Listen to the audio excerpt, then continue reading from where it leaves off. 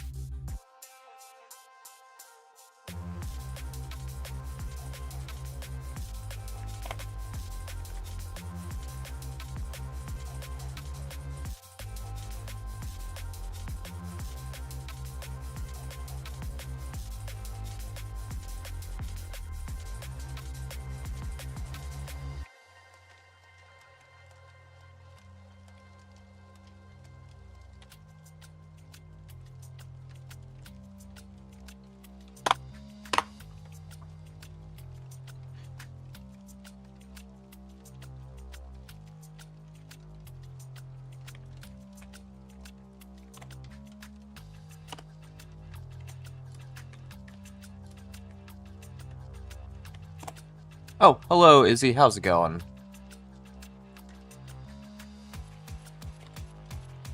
Amazing art. Thank you. Yeah. Oh, I've been posting some things a lot lately with the game I'm working on in Godot. So I do have like some short videos about that, like a few of them. But I've been posting some screenshots on Blue Sky. But yeah, it's been a while, Izzy. How's it going?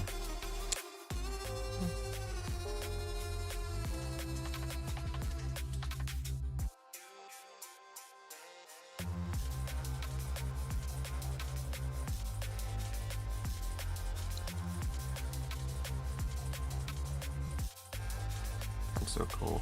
Yeah. You seem to be real productive. Yeah. I mean, I do try to keep like a 30 hours per week because that's what I can afford, but usually I like to balance like certain times where I just cut off and so I can just think about doing something else.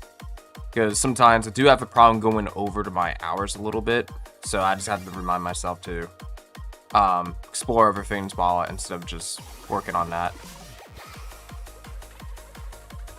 Things are great for me, still not employed. Yeah.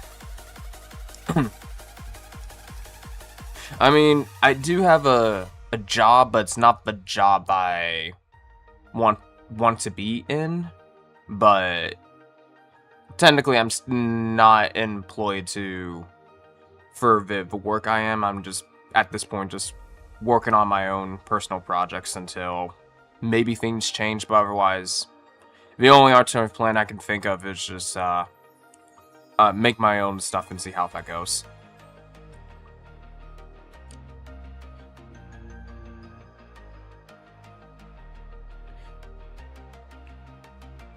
Yeah, but well, maybe we'll see like 2 years from now. You're doing better than me. Oh, yeah, but yeah. Yeah. Well, I do hope that you do find something that's like good for like what you're trying to go for.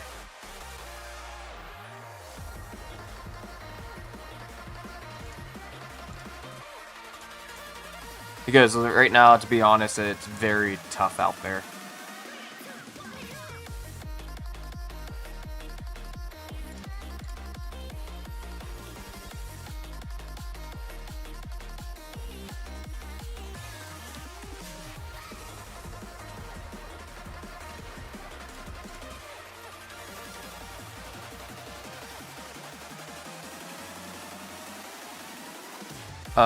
I'm still trying to go for a concept art, storyboard, and illustration writing. Oh, cool. But I do think generalist skills are going to be much more popular than being a specialist over the coming years. Yeah. But I did notice that there's a lot of work for hire stuff that's starting to appear more than W-2 jobs for the creative side of things. Because if you look for mid studios, they're most likely 1099 contract works now.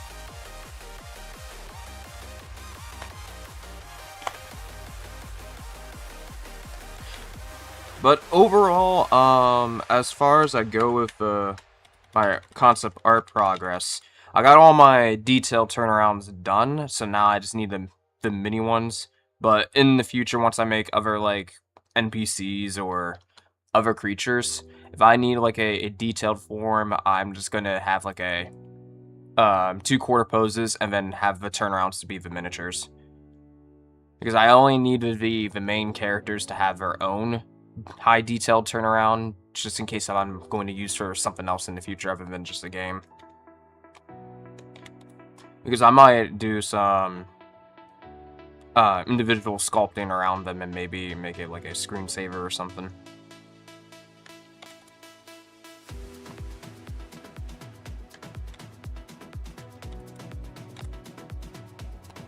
Yeah. You're very good at colors. Thank you. Yeah, I felt like I did prove a lot more with colors this past year. Because I used to feel like I had to add more stuff to it, and then I kind of reverted back to a little bit more of a cell shading style. because I used to blend a lot more, then the way I'm layering things now is that, or let me apply transformation. Go over here. I'll brighten this up because this is the only one that's on lock right now. So for whenever I have my fill over here, I think now I just have a... Yeah, okay. So this is how it is for as a base color over here. I don't really bother with multiply that much anymore and stuff like that, but I just basically keep sample this the color I wanted, and then slightly tweak the values over here, and just use traditional thinking just to put the dark shade palettes over there, because I just feel it's much more quicker to do that way. Even though they have the option to multiply and stuff, it's very linear to keep it all at one layer for multiply, because it only changes one value, but it's very difficult to change it to multiple. So this was just quicker just to paint the ambient occlusion on there, and just to make it much easier for me. And then I just go for a linear burn, and then it changes dynamically already, since there's already multiple layers of values already, and it just saves some time. And I don't worry about like highlight spots too much, because it's kind of already, in a way, illusionistically like baked into the base color. So I figured, okay, that's like good enough. I love to do sculpting, but I have to have it had a good introduction. Yeah. Well, I did done traditional sculpting before, but yeah, I mean, I'm more used to digital sculpting than traditional, but most likely for traditional is very much more wireframes kind of like and that, and you would need to have like some kind of sculpty clay, but also get some foil paper too to make up fake spaces for the to make it look like there's more clay on there, but it does help to make it shape what you need to do. And then you have to bake it in your oven and stuff, so.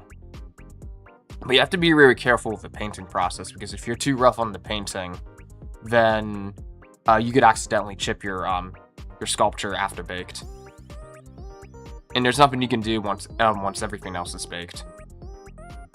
And make sure you have no animals hopping around your area and then knocking stuff down, because one of my I think, well, I only have one cat now, but she knocked one of my old sculptures down and it broke apart. Oh, okay. I mean, digital sculpting in Blender. Oh, yeah. I mean, I think my first sculpting for Blender was, I think that avatar that I used over there in my bottom left. But I used to do a lot of ZBrush, but I had to switch over to Blender due to financial reasons. But yeah, I mean, Blender's not as bad as you think. It's just that if you're used to doing one software, but if you've never done like a software completely, then I think Blender would be a very good start to be more easier to learn the interface than formerly used to doing stuff in ZBrush, because I learned there's certain things and techniques in Blender that they do things differently to get similar results of how you have similar qualities to ZBrush, because Blender does have certain other things that ZBrush has. It's just it's done differently, and it's best to based on what I would know, to sculpt stuff at very low poly at first, and then you slowly work your way to make it high fidelity detail and focus on primary and secondary forms. And then you leave the tertiary form as for a texture or something. Or if you have something like Substance Painter, you can make it easier just to make the fake implied lines. But from a game perspective, most likely you would have to make shapes, but I would say 80% of the time most of the shapes look real, but if you ever have a time, is fake by planes and textures to make it look like it's real. To save on memory. Because the more polys you have, the more laggier the system gets. So there's still some practices to keep it that optimized.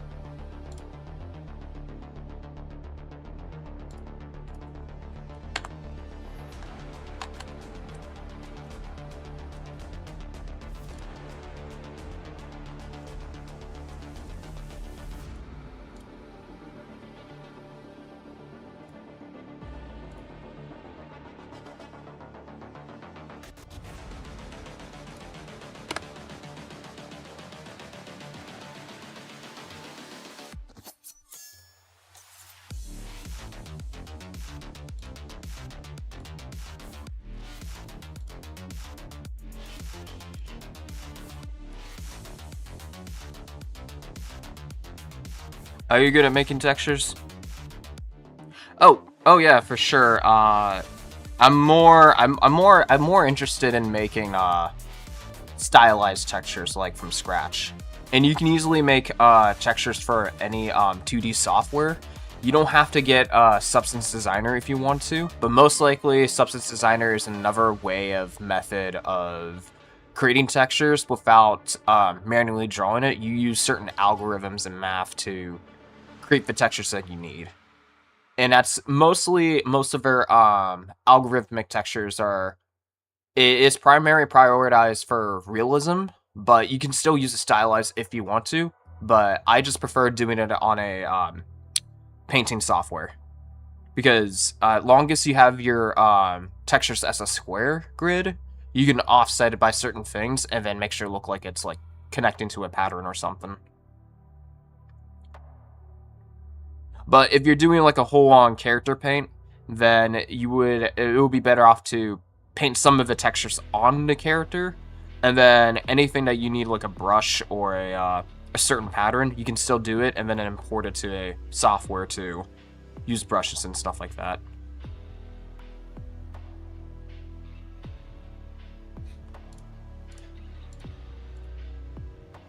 Like texture maps, yeah. Some of them are texture maps, and the other times that you may be better off to make a brush for the texture that you apply on the character. And if you do have Substance Painter, it does makes it easier to add edge flow and stuff like that, so you don't have to do too much basically early work. But I always like to put a black coating on there, even though that's black coating is recommended if you're doing it traditionally. But I prefer to do it on a digital model, because if you start off with the darkest value, you can get much more detail when you're trying to bring the value up, in my opinion.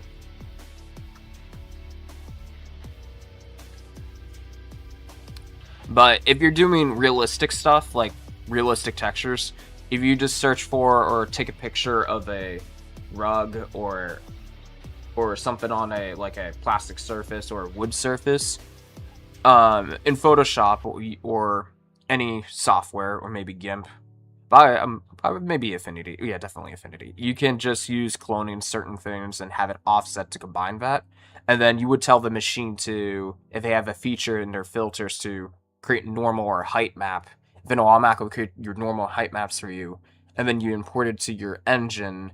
And then you would just upload those images and organize them, and then it will look like you have a realistic texture. Yeah, because to be honest, making realistic textures is much more easier than stylized, because for stylized you have to create it from scratch. You can just use the real world to take pictures, and there's your textures. You just gotta map and organize it. There's also certain mega scans too that you can make textures out to. So there's many ways, but if you much more to do a painterly way, then I usually do it in a painting software, because you can turn basically any digital software into a one of your gaming assets. Because I do have a template. I think it's Hold on, let me just, because I have it like a set up differently. I don't have like the template set up in the system itself from Clip Studio, but I have it in a different software, but I kind of saved it as a open thing. So let me just go summon that real quick. So I go new plus, and then this is what I have over here. I call this the ribbon texture maker because sometimes I do use this to make ribbons in Clip Studio Paint, but this works out well because all you have to do is, since I kind of set up like rulers already, I could apply a crosshair ruler and then make that active. And then what I would do, since it's already a 4x4, I would just start painting around things and it will just mirror. If you go over here on top of here, this is already connected and seamed to here, so you don't have to worry about too much making it look like a difference. Yeah, ribbons. So the grid format does work too as well if you're making ribbons on Clip Studio Paint. And I think pretty sure it would work on Photoshop too as well. But it's similar to how you would make textures too. So if you want to make something like chains over here, like I did over here, that will be considered as a ribbon. And then you can make this infinite chains and then lead stuff to there. And it does save you a lot of time on certain things when you're trying to make something repetitive. So, and then you would have your chain at the top beginning over here. And then you just need to loop it to connect it over here, to connect it over here. The only thing you would need to worry about is like keeping this in center. And then make sure this area over here matches up with this area. Then you can tell Clip Studio Paint to create a brush out of it. And then it'll just create a chain for you. And I've done a different one before when I made my own flag banner. So if I go choose a new layer here, start spamming. Oh, let me do a pen. Then you can get like this infinite curtains thing. Now, you can also add multiple textures here too as well. So the only trick is that you keep these two the same and you change this. And then you can algorithmically randomize the patterns. So it makes it look like it's infinite. So that's another way you could use it. So there's many ways you can do it. You can also make a book library too if you want to. Yeah. And a lot of comic artists does this just to save time.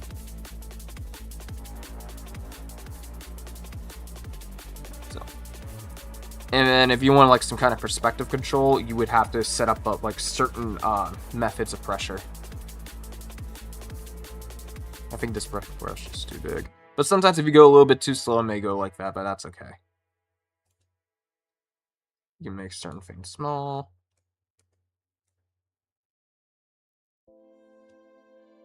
So sometimes the way your pressures are, it may shrink and try to get it bigger, and then it'll just slowly go that way. So yeah, there's many ways you can do this with this. I didn't feel any itches to make any other chain brushes as of yet, but in the future, if I do happen to need something for maybe something for comic or something, then I would possibly have something with that.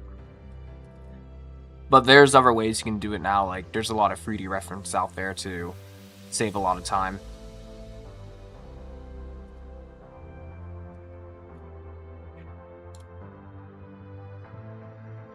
Yeah, but a lot of good stuff here. Because when I let go of a brush, and you can see it just like goes away that way. So it makes it look like it's going up and being whipped.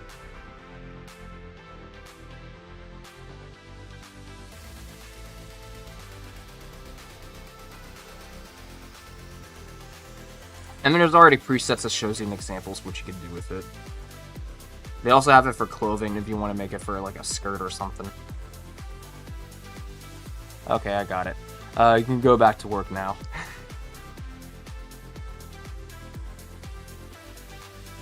But I did feel some fun sharing, so.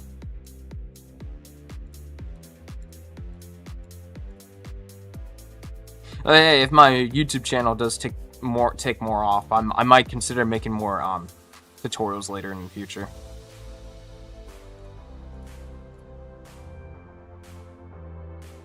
I didn't mean to divert your attention. No worries, no worries. I do need some interaction, so chatting and interaction does help.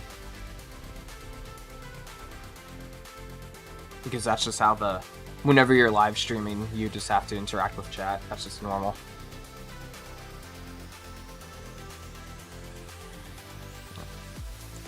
Well, that's why I kind of also drop down to like every once a week.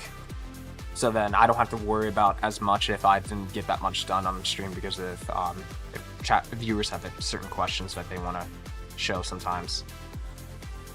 But now I could show the 3D stuff about the one software I'm talking about, but it does require a lot of CPU and GPU power, which I don't want to spend the time to like launch it live unless I'm actually doing 3D stuff on the fly.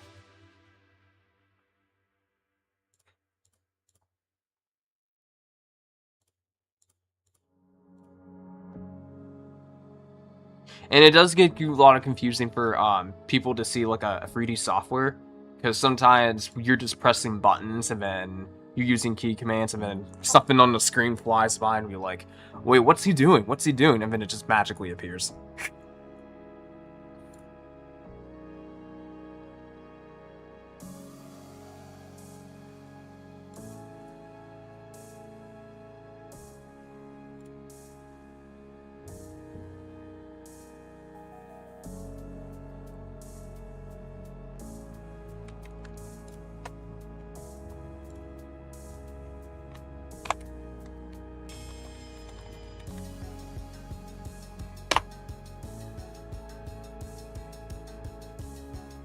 But yeah, I feel like I did a lot of self-investment lately in my from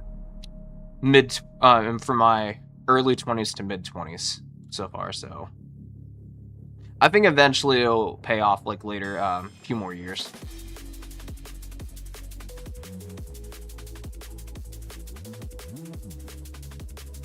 You remind me of Kane person with the back. Oh yeah, the back rooms. Yeah. I was hoping I could see that next week though. The amount of work you're doing. Yeah. I mean, since the way things are going, I'm trying to modify my management workflow to keep it reasonable still, but still possibly make a solo deving for game, but to use certain advantages to help me improve my my pace and workflow without dropping certain qualities. It's just when you're working alone, you actually have to retrain your mindset how your workflow works, because if you can't just spend too much time on one thing, because otherwise that's just a specialist would do. But the more you get used to budgeting your mind on certain subjects of creativity, it does become easier. I saw the day it came out. I won't spoil it. It's amazing. Okay, cool. I also do want to see Scary Movie 6 though. That's also interesting too, because you used to watch a lot of that back then. And besides the horror, making fun of horror movies is hilarious. Because I did like they introduced making fun of Megan, and also the Get Out spinning thing. I find that hilarious.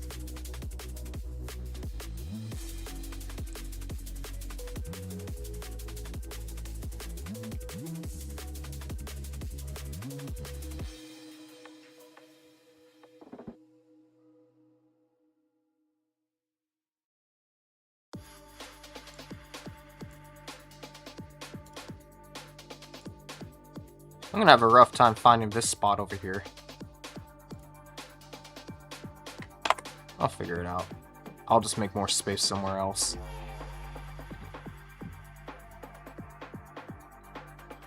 I'll shrink it down a little bit, see what we can get. I can squeeze it in over here, then I think I should be fine. I'll put this right over here, because I don't think it's not gonna... We'll then have to worry about her wings whenever I do her front side. I'll just make new space then.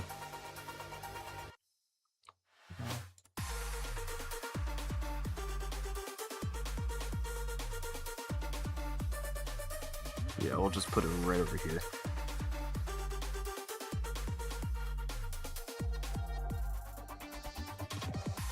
I guess we solved that space for now. It'll get a little awkward though.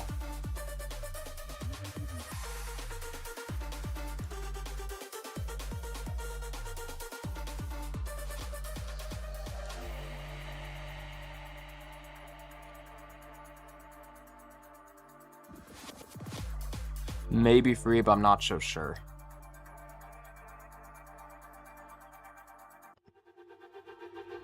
Oh, do you mean like the third scary movie, or the do you mean the back rooms?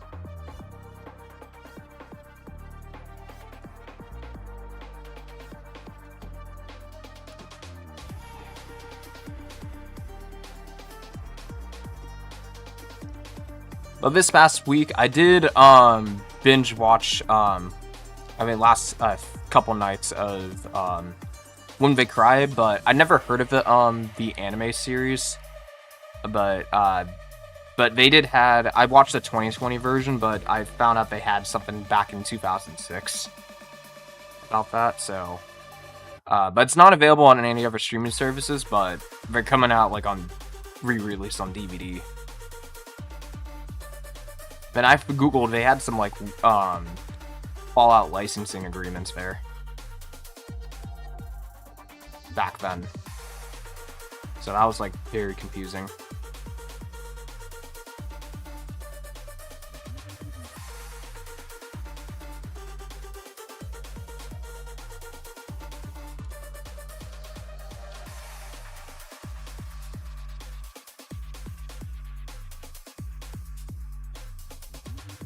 Scary Movie free.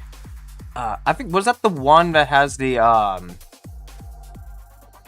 Signs aliens thing? Because I'm not sure if the one had the Jigsaw was in 4 or 3. No, that's in 4, because that's where they had made fun of a grudge in 4. There was Signs and Signs in the Ring. That's what they made. That was in Scary Movie 3.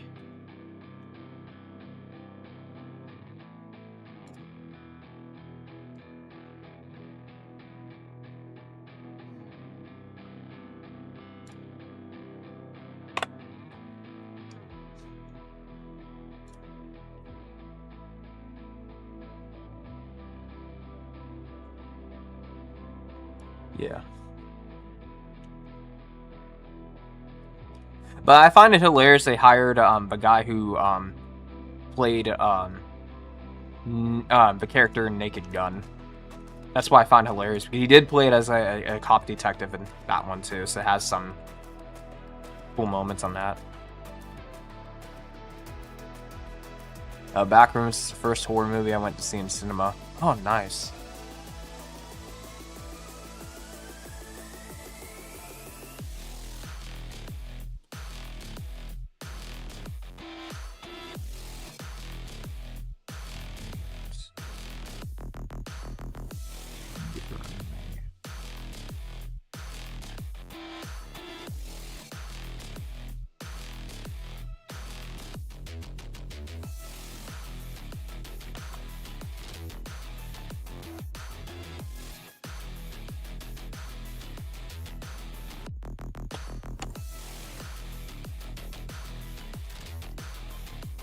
Oh, hi, Moons344. How's it going?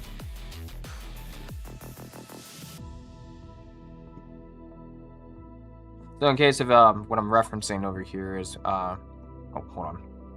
My Windows screen's freaking out a bit. There we go. So I'm just making a miniature version of her right here. So just adding the mask over here because I need that as reference. And it wouldn't be that bad because I'm just reusing the same body. But yeah, how's it going, Moons? Is there anything cool that you did this week?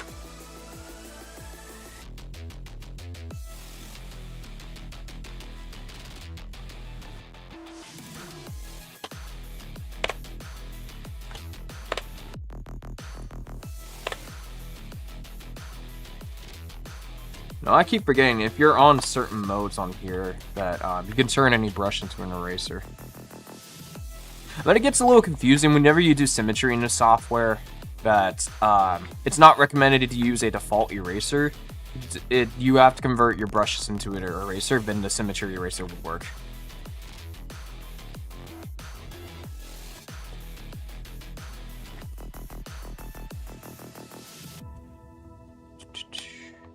But otherwise, if you're new and chilling around and seeing, exploring, oh wow, this is some cool art. I do have a social link, so you can take a look what I've been doing. So all of this is going for a gaming project I'm working on for myself.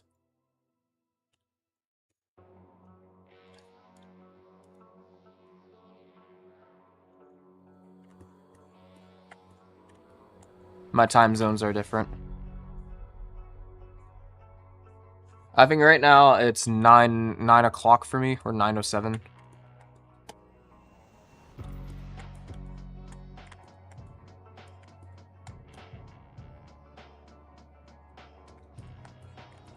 Yeah, but currently at the moment I do stream in the mornings.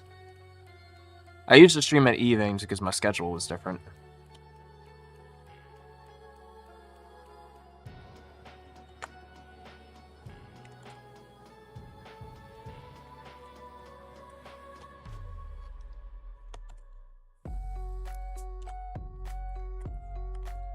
So my chats are late.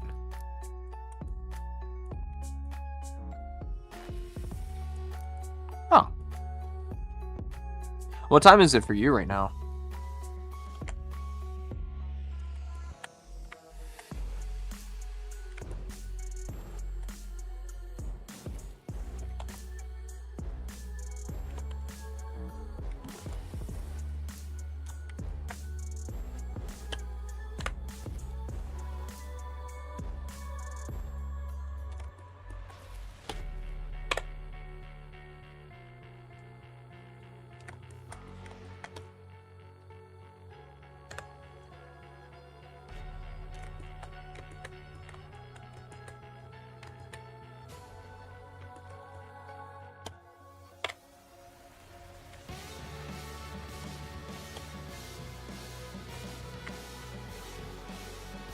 I like your art. One day you're going to be famous, the artist. Like you're going to be famous. Oh, thank you. Well, we'll see what happens. Otherwise, I'm happy and satisfied with things that I made.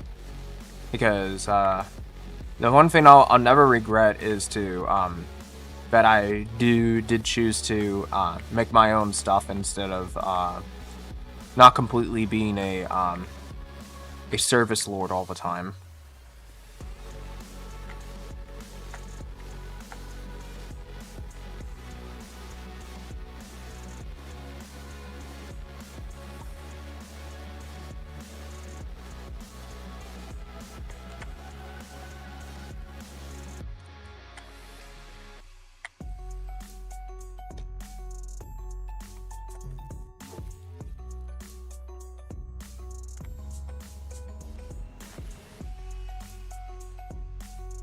Oh, speaking of which, Izzy, if you're still here, I redesigned my business cards if you want to take a look. I mean, I'll show it on the screen real quick.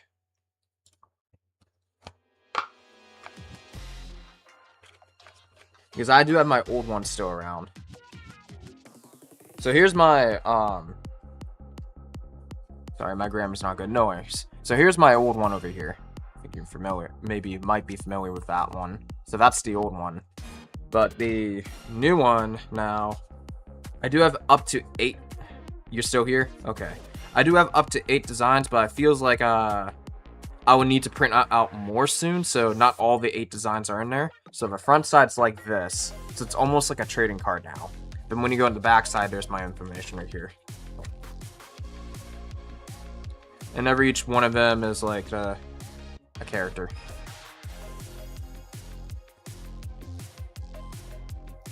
And then here's her again, which is Molly. Or something like that. But I'm kind of glad the backside's much more wider, because it did use way less ink, so now it feels like much more stiff. Thank you. Yeah. I was going to have it almost 100% like new side of the front side of those cards, and I realized that, wait a minute, I could just reuse my channel banner and then just modify it and then just stamp it on there, and then that will save me a lot of time. So now every time when someone passes out, when I pass these out, they get a different character, so it's much more like a collectible thing.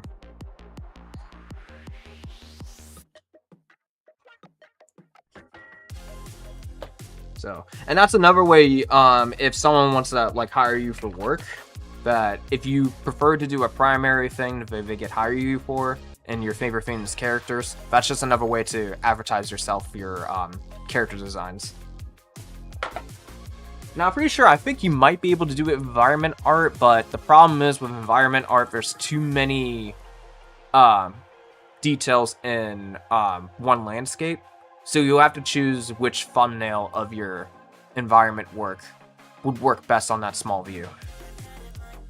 Cool, new sub. Thank you very much, Moons. Much appreciated.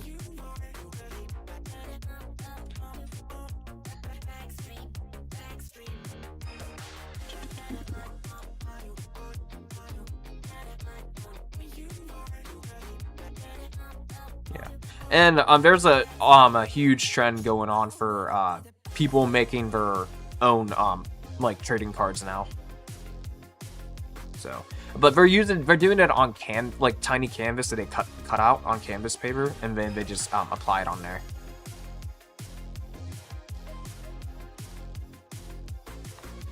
Yeah.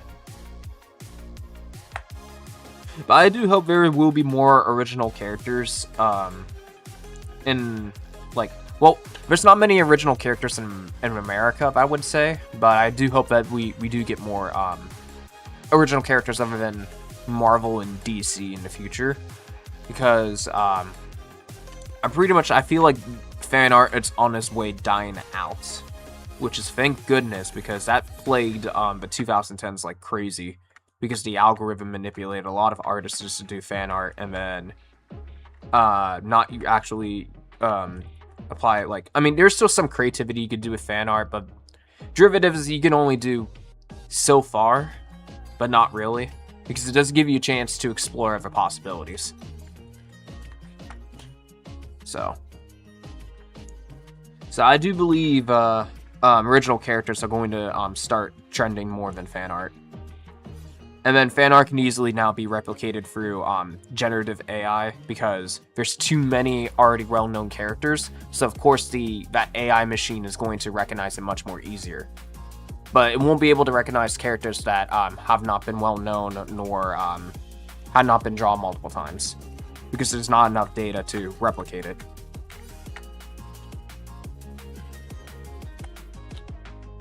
So that's one way you could beat in terms of competition.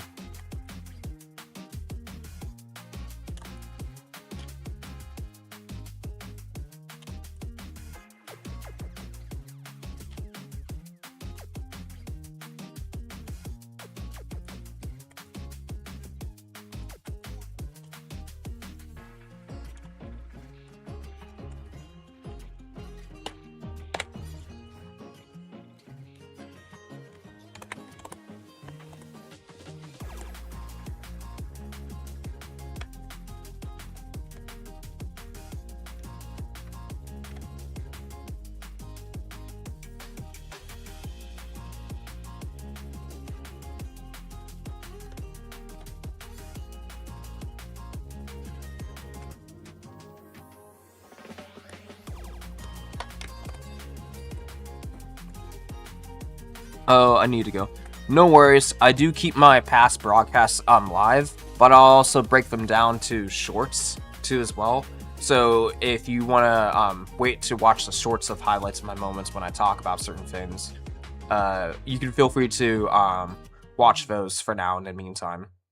But I always keep my live streams catalog public, so in case if you want to rewatch it, you go ahead. I'll check more of your channel tomorrow. Okay, that's fine. Yeah. But eventually, I'm going to make a YouTube video about some updates on my game, because I've been doing a lot more UI stuff. So it's very difficult to show UI as a short, so I have to do it in a widescreen format.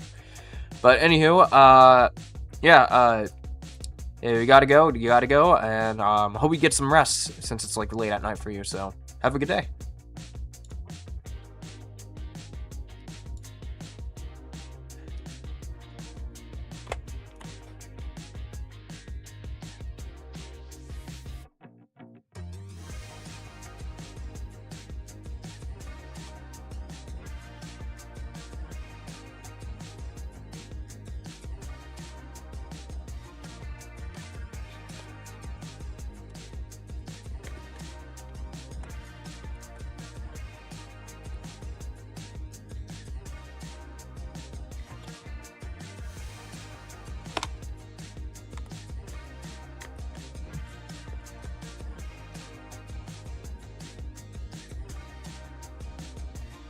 One thing that's caught me off guard with this, so way her mask is shape.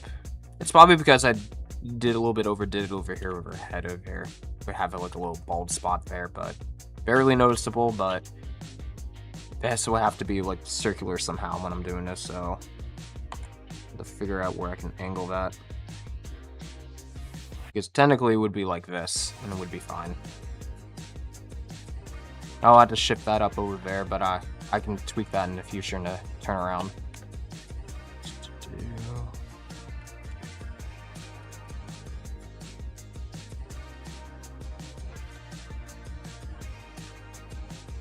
So right now I just got to figure out how to make it look like it's fine.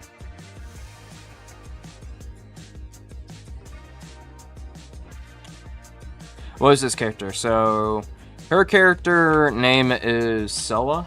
So she is part of the ancient creature's bloodline, and most likely they are going to, and how you're going to use their story and their meaning and shape of their character design, the form that follows the function.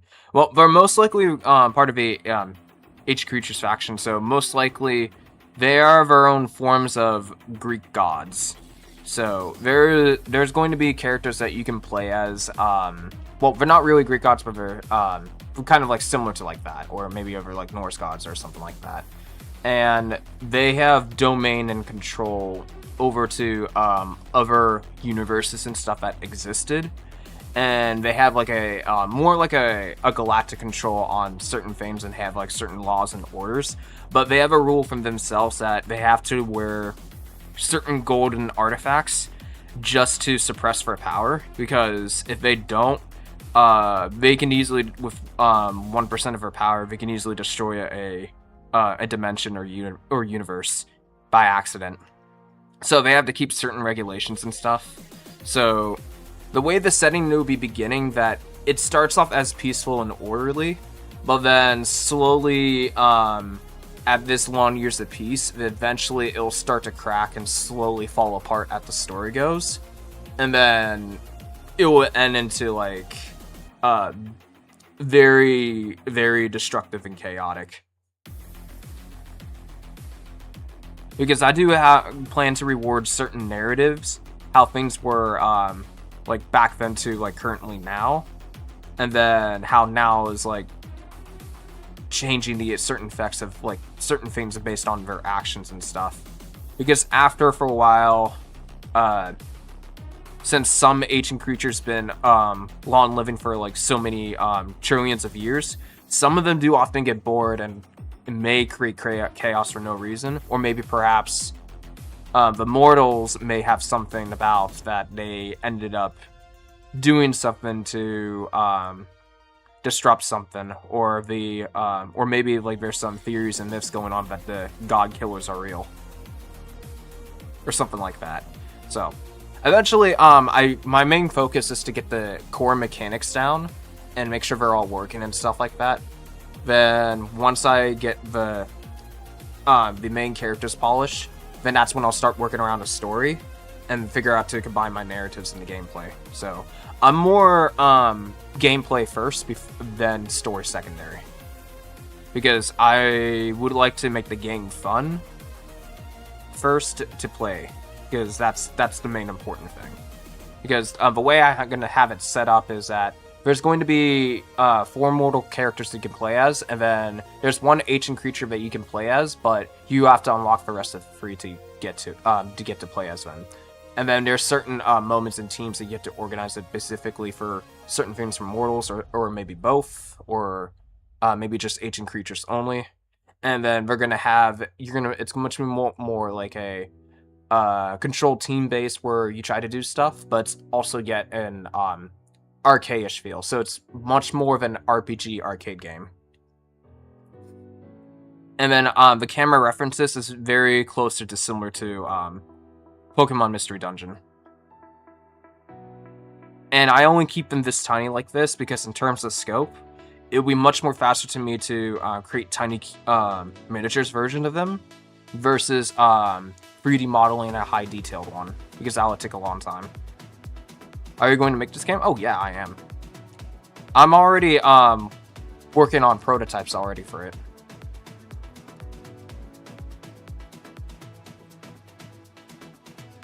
Because I have like a follow and then idle and then an attack system going on for the AI allies, but for the characters eventually I'll implement later, but they'll have their own unique moves that you can control or use on like during the live battle, or you can just use a certain special move to use it, and then you will have to go to all the characters to time them right to attack the enemies.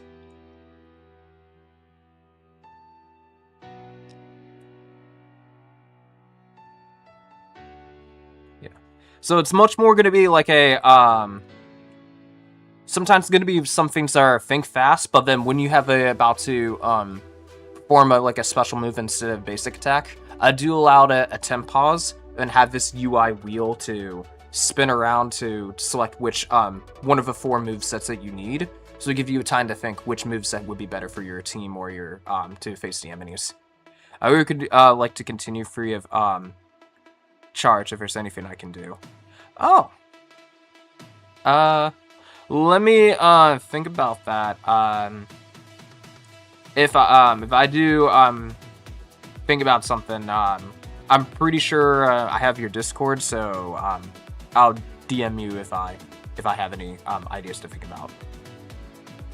Yeah, because right now I'm just working on certain concept arts at the moment with the characters, but I do plan to flesh out the playable characters first before I start working on the enemies.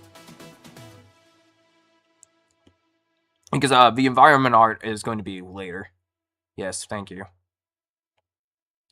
No worries.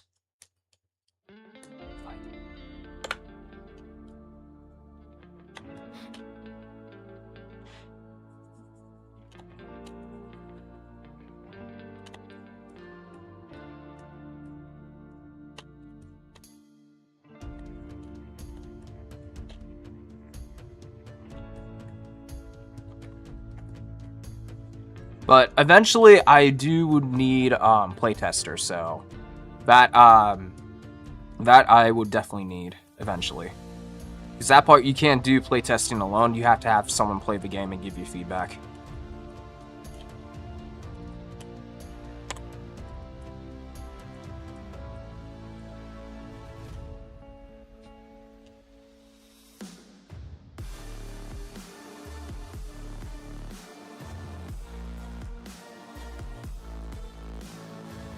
I think the lore is similar to mine. Okay.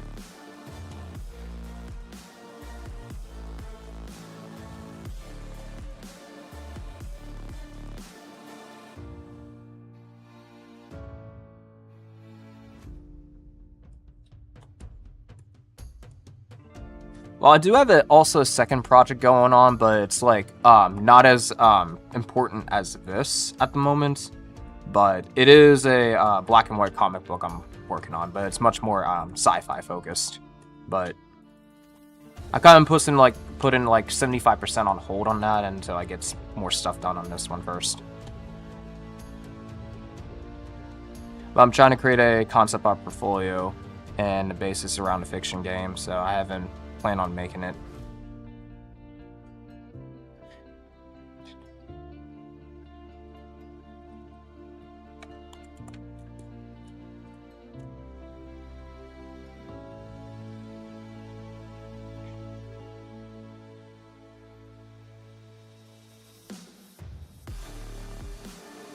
I mean, for making it, I think now since we have like more modern technology for solo and indie people, that you can pretty much create your concepts like real easily for coding.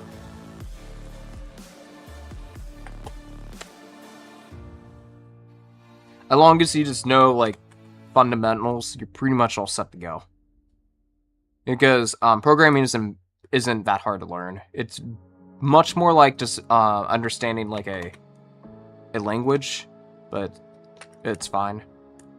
I know there's some developers that are specialized in code use C++ a lot, but there's other ways to code, because Godot has their own coding language. It does use C++, but it breaks it down to make it easier to use for beginners.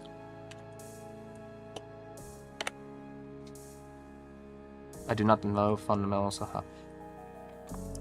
I mean, you can find information about certain books to learn about coding in general. You don't have to learn a language like a new language to learn how to code. It's just that most of the core fundamentals, like if you ever tried, I think a good example is processing. It has a lot of core fundamentals for coding in general, but if you want like an easier way to understand certain things, Python will probably be better.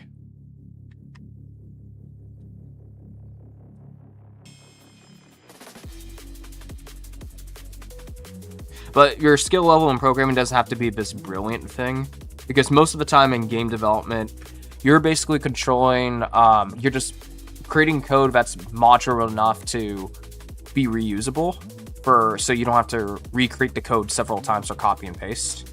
But most of the times, you're going to create booleans and say else if this does this and does that. There's not that much of how much web developers will have to do, or because coding for something like, for example, if you're running a Netflix server, then that's completely a different set of skills than a game developer programmer. Because you would need to know a lot more than just booleans. But most of it, 90% of the time in games, it's just boolean statements.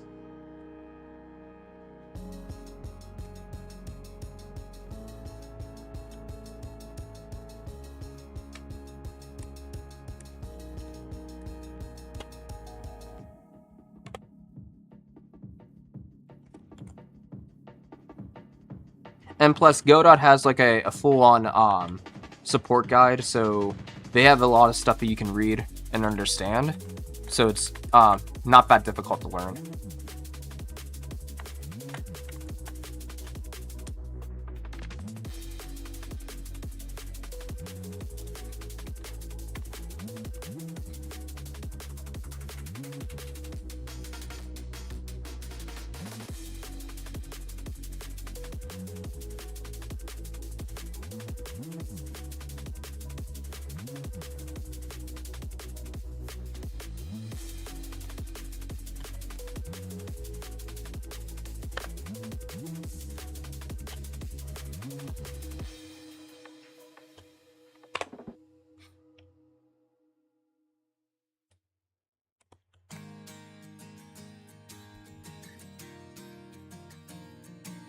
Okay, so Godot, yeah, so Godot is an open source game engine. It's been getting more popularity since 2024. It's a non-profit business, and it's a great deal for solo and indie devs to make games without worrying about paying them back, because it's a non-profit business. And it's similar to like Blender, but yeah, because an Unreal Engine, the way they set up their contracts and that, it's better off that you work with mid-teams to do Unreal Engine stuff. Because a lifetime, if you earned over 1 mil, then you have to make file quarterly reports to Unreal Engine, so they know how much money they can take from your income, like 10% per lifetime. Or you can use Unity, which it's out for you in terms of like if you're still like to do solo stuff, but if you don't want to use Godot for whatever reason, then Unity would be your better option. But it's subscription based. But at least for policy, at least I think, thank goodness they got rid of the whatever they had back in 2022. But the point is that you on the subscriptions, you simply just pay for it, and you don't have to owe anything back in terms of revenue aftermath. But on Unreal, even though it's free, the catch is that if you make $1 million in a lifetime, then that's when you actually have to pay 10% to that game for the rest of your life. Which, that's kind of hard to do it if you do a solo person, but if you have an LLC in the business, say for example that the worst case scenario that you ran out of money and filed for bankruptcy, at least you don't have to owe them that money because you filed for bankruptcy. At least I know that in America. Because it's an LLC, and it's not signed by your name. It's a company that owes money to another company. But if that company does no longer exist anymore, then it's almost like a person who's deceased that can't give you money anymore. Because the way their policy is organized, it's better off to do an LLC business if you're using Unreal Engine financially.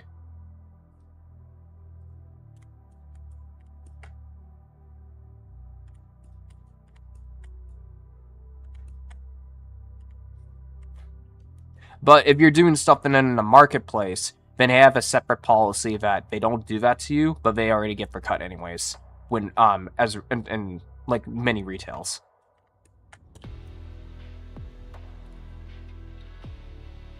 So if you're just making stuff for the marketplace, then you should be safe to do it as a solo person. Which they now do like some kind of like fab thing.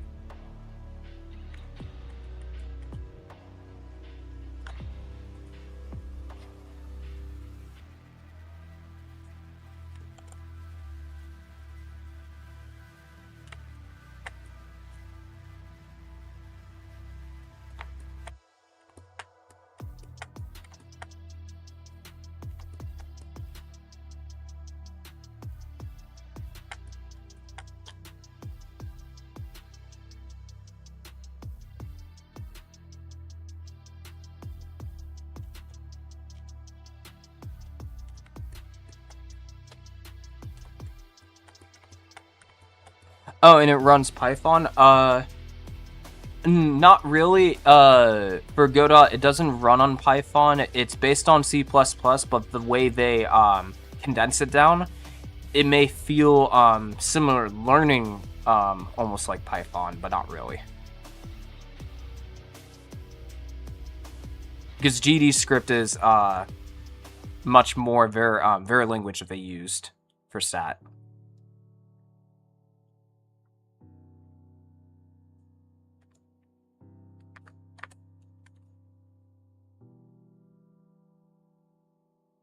Would you like to see what I've been working on? Oh, yeah, sure. Yeah, feel free to DM me privately if you want to share your work.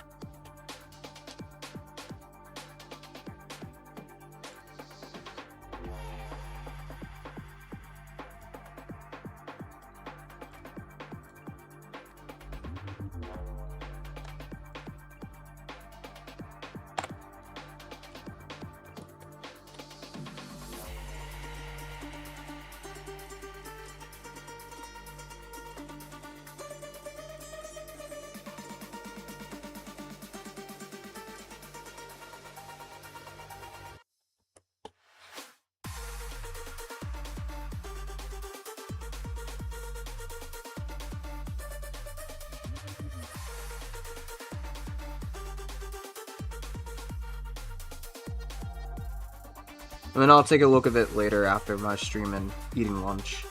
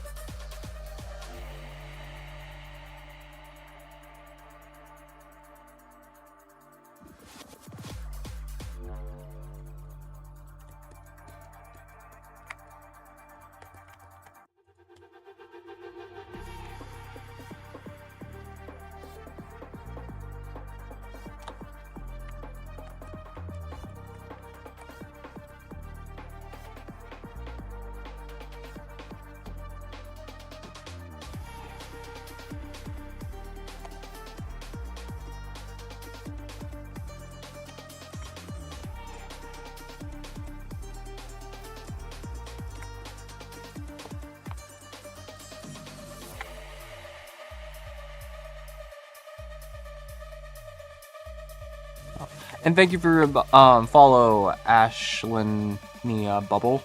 Much appreciated.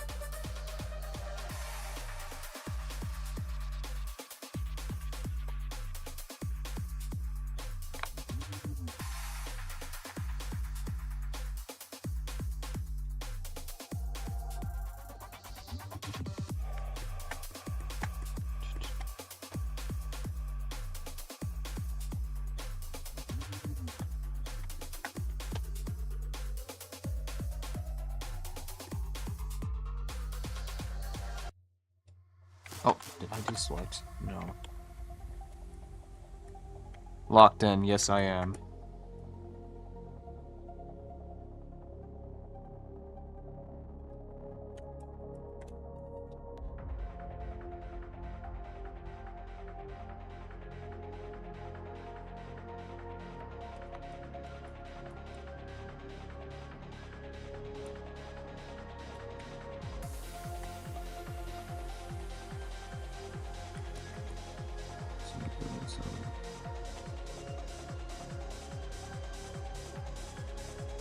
Modifying edits here. Now, if I do Control Delete, then it'll delete this one. I'll have that. Keep that there for now. And then I'll just fill in the void.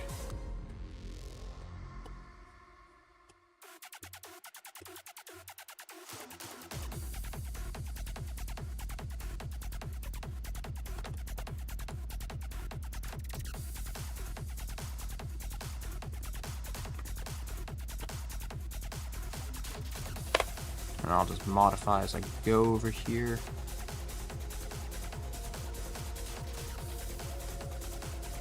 I'm basically bashing my own work at this point. Photo bashing!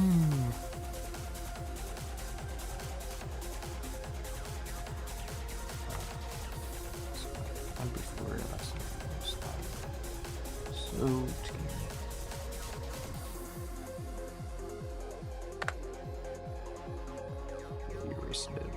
that part of that.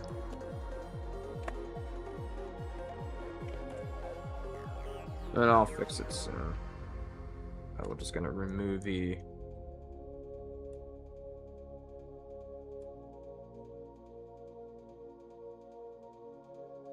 paste color in here.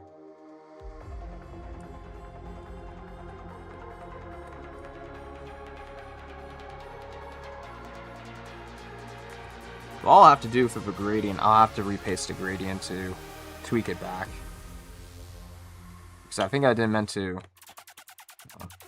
Let me go back for a little bit so I can save a bit of my time. Yeah, I do want to hide that because that's not going to get selected.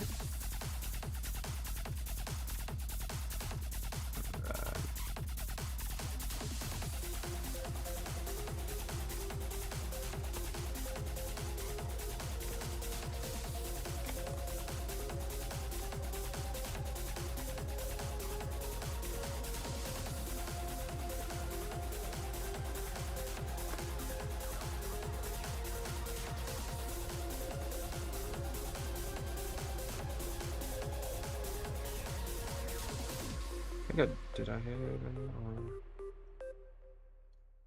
Maybe I had to do it individually or something. So I do select this, and then if I just do this, actually go over here to see what I would do anything. Oh no, that's not what I want. I think I control shift by accident. That's why I wasn't doing it. Then that's hiding that. So what if I do this over here and reappear that? Okay, good. It's still there. I mean, I can just fix that later.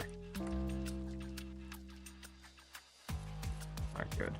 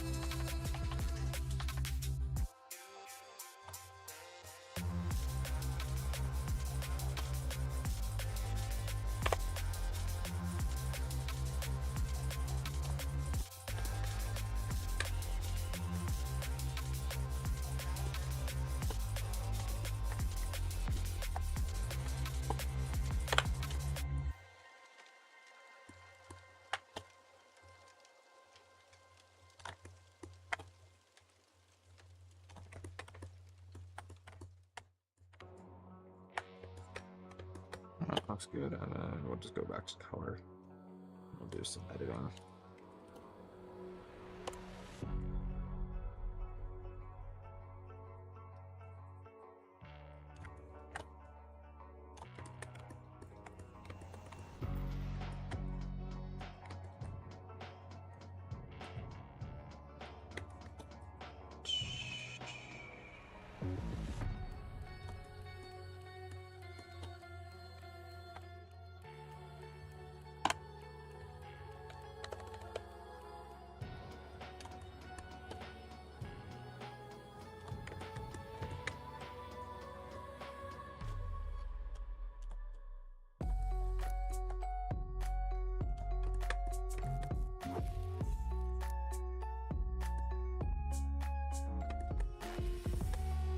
Where's that coming from? That's coming from her eyebrow there. We're just gonna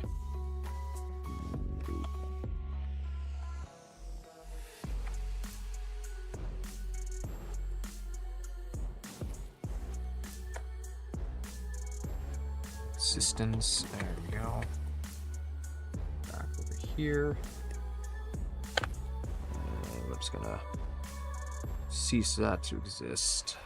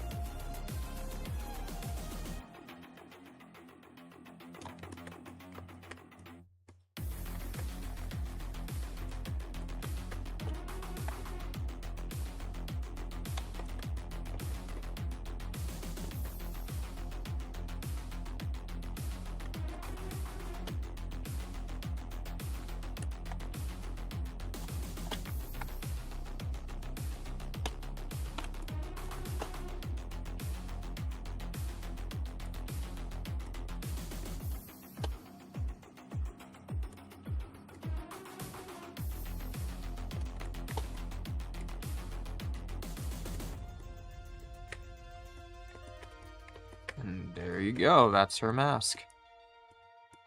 And then I can just tweak the shading and then we'll be good to go.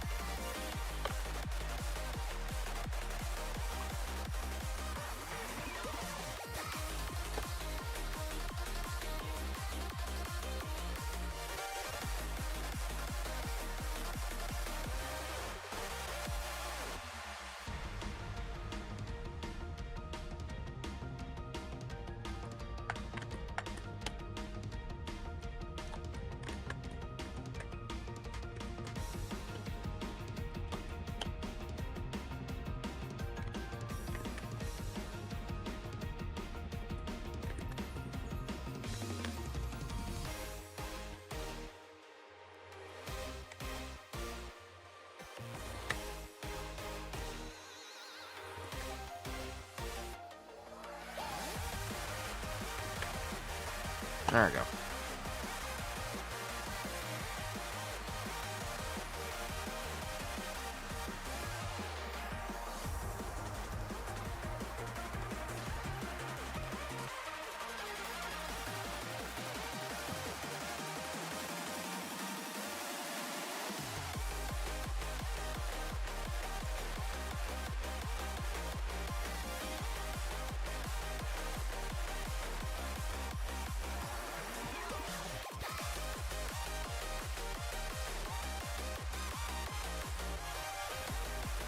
Yeah, I'll just work on this dude now.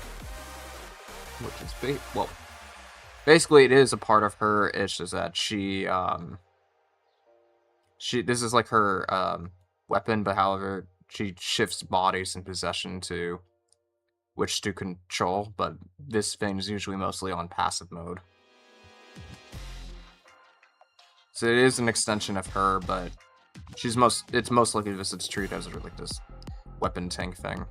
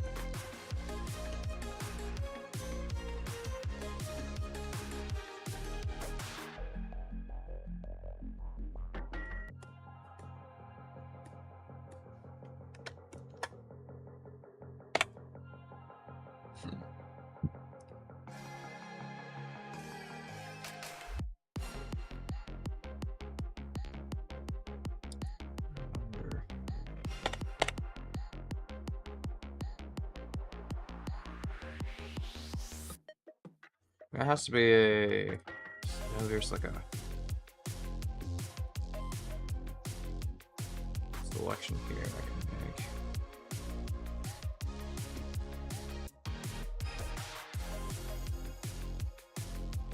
can make. That's a lasso, but I'm looking for... I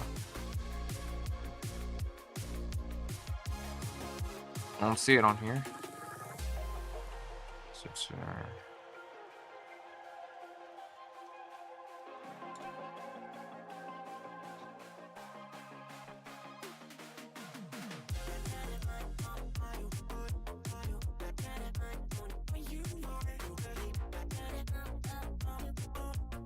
Oh.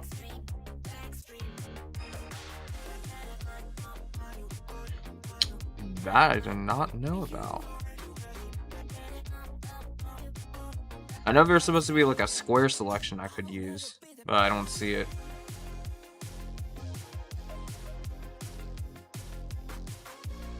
Where's the M? Because usually it's lasso, I hit L for that. Oh, let me just search this up real quick. Because I feel like there's another button there, but it's like missing now.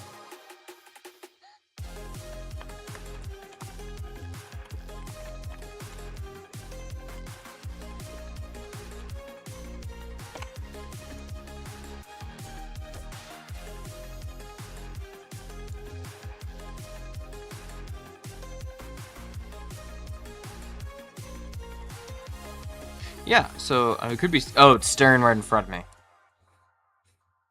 That's what I was looking for, but then I accidentally figure out this. So, this may... Nah, I think I'll just use it this way. Because it will just skew the reference a little bit. And then we'll just... stretch this one, and then we won't have any loss of quality. There you go.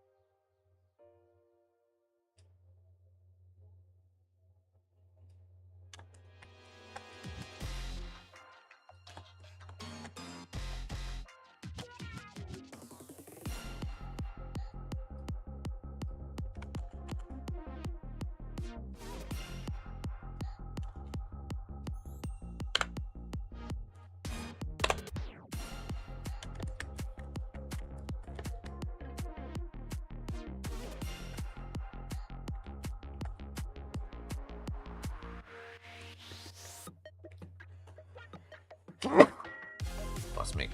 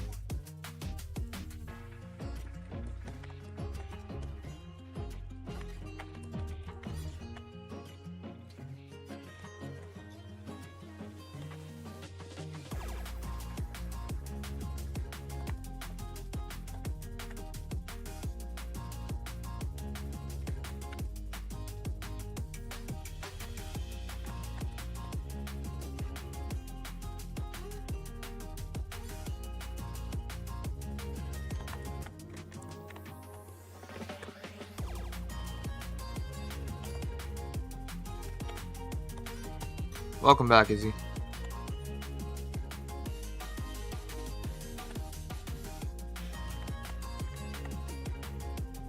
Do you not feel exhausted? Well, for starters, sometimes I do have coffee this morning, or sometimes I don't. But since it's like close to summer, recently, well, my mom discovered about the combining soy milk and coconut milk, so now I'm doing that often. So I have like, it tastes really good, and also there's a lot of vitamins, so kind of like a little longer in that. But most of the time, at longest, the way I schedule my things is if I keep it like, usually you actually do something active work between 3 to 4 hours, and the rest of the hours is just like not really. But I do tend to keep my hours between 4.5 to 5 hours if I'm spending on an art in one day, and then that's it.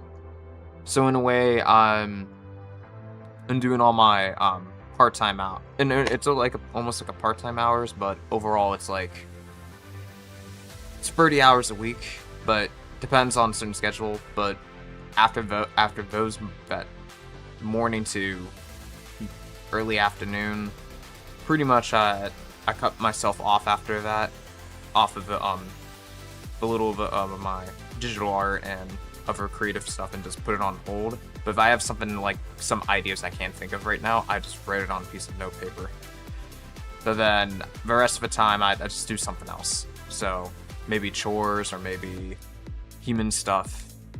But yeah, just long as I don't like overkill the hours, then I won't feel as what's that called again? The word burnout or something. I do a lot of my work split up around the day.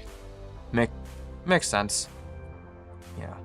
I mean, it depends on also your lifestyle too. So if your art involves mostly around commissions, then you're more likely going to do art more often.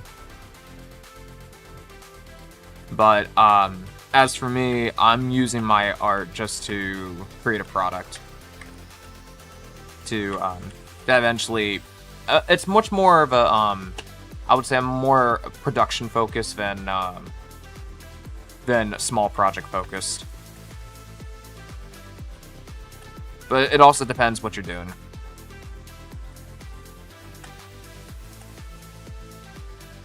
Because sometimes also, when you're doing things, you can't always fit everything in one plate.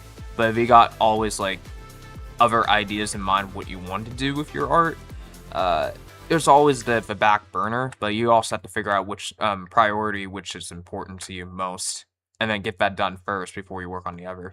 Because after realizing for like quite a while when working on my stuff, there are some projects that may take maybe some years, so maybe I don't have to worry about coming up with future ideas in advance too much, and just relax on one project at a time.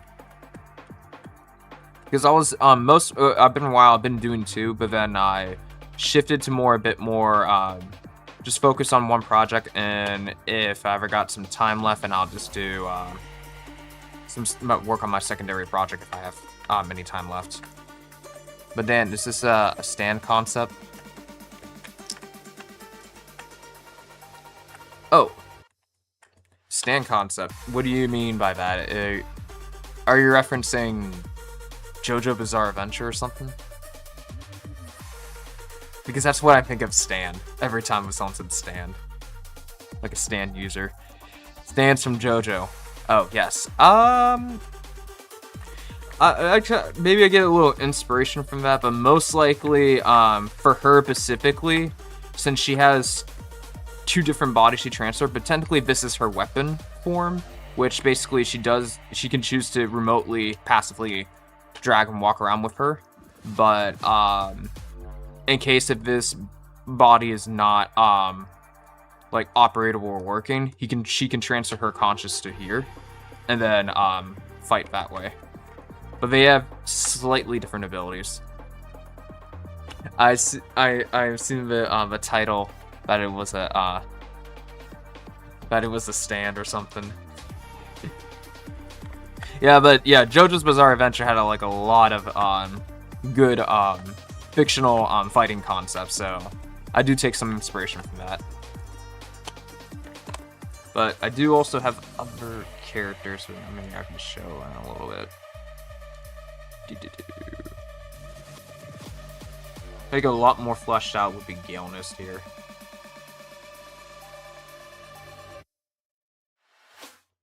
I mean, I do have their normal, before the tiny version of them, but they do have other movesets and stuff. You can find other example here. And then here's like one of my sketch map outs for that. So I have like other plans to use them eventually.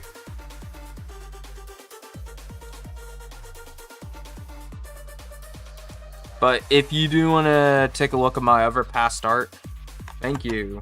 I do have social media.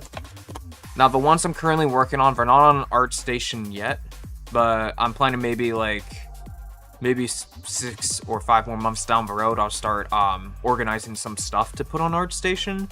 It's just since I'm in production mode kind of like thing, I have certain milestones to go through before I start packaging certain things to show a bit certain things about certain skills. But at the moment, I'm just focusing on my biggest prototype game. So I already started making my prototype 2 months ago in Godot, so I'm still working on that. And then I'll worry about the character design later. I mean, in 3D and applying and stuff like that. But for now, it'd be art styles and concept, but the game itself I need to adjust to see how I feel the rules and mechanics should go.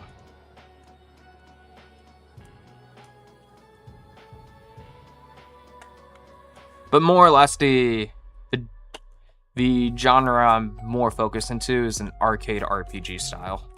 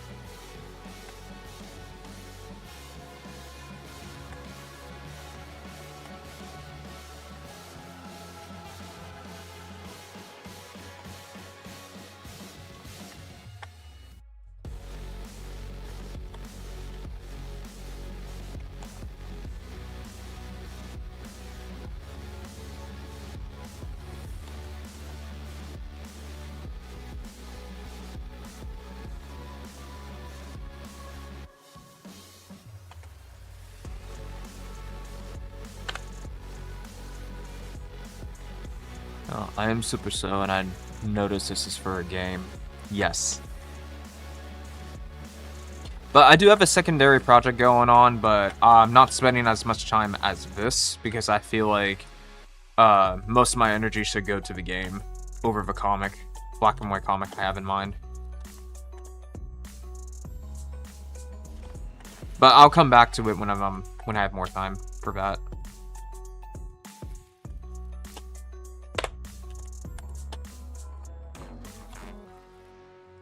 But the other idea I had is much more sci-fi. And this one's much more fantasy fiction.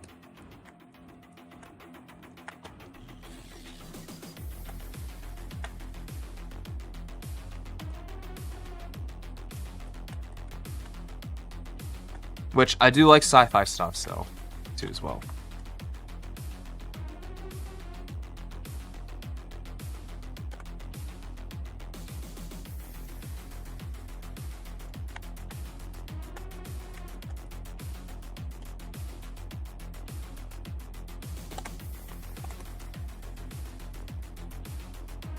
Oh, okay, nothing.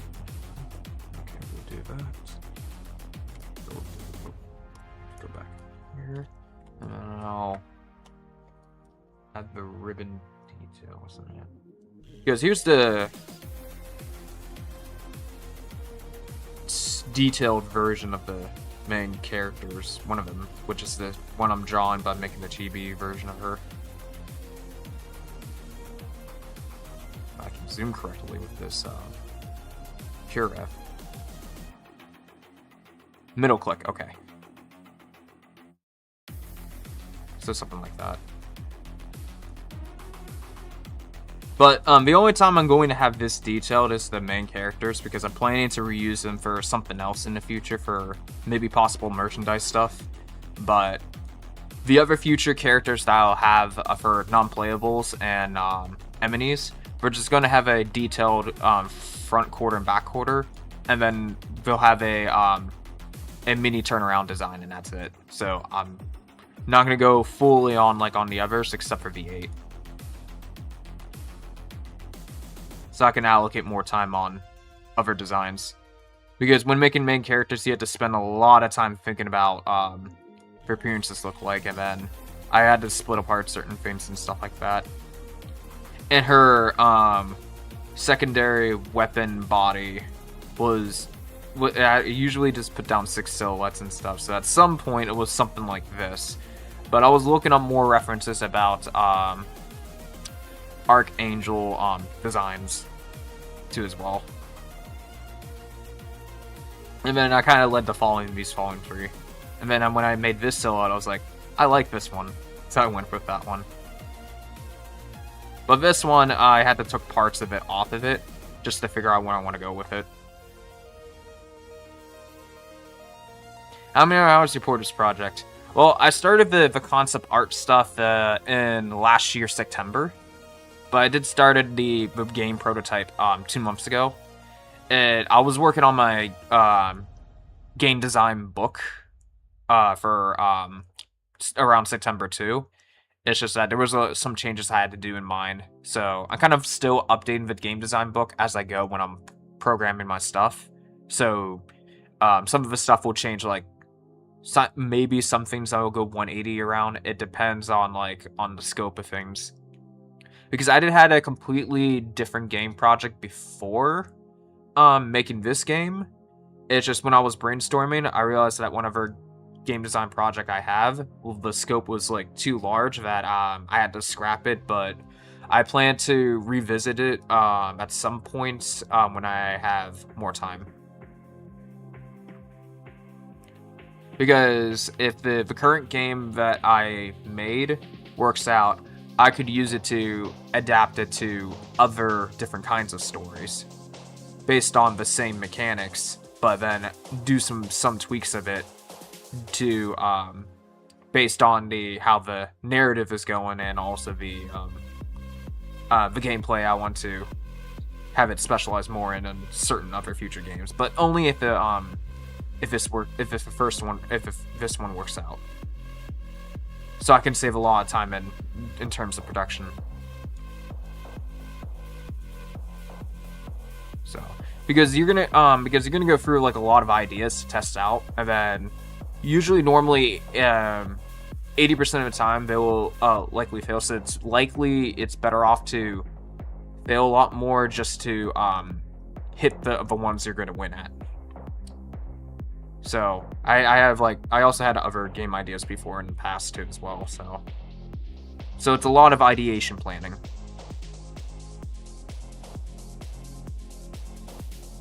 I mean, I'll try to share my pure ref a bit more. I think it's more easier than just opening Clip Studio files, but I have to be careful which images I share though.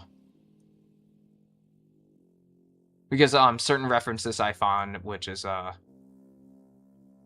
would need an Amity reference sometimes.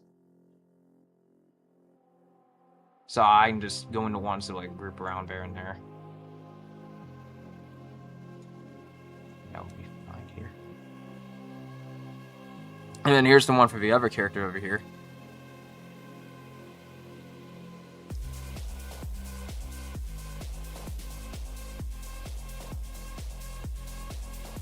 Now her SketchUp is also different too.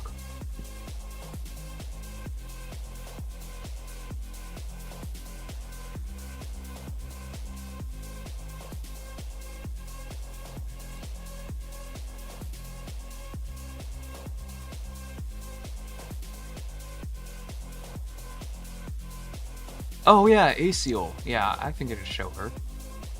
She's not bad.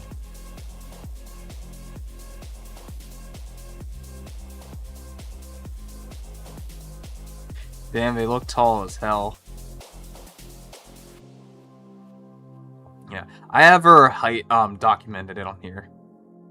So if you want to do a height simulation, if you want to put the numbers in, you'll see how tall they actually are.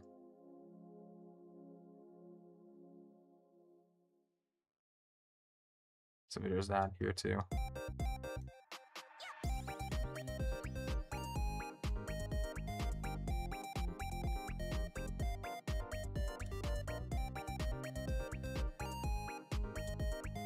And then here's some ideas how I kind of wanted her powers to be, because I thought an idea how it would work.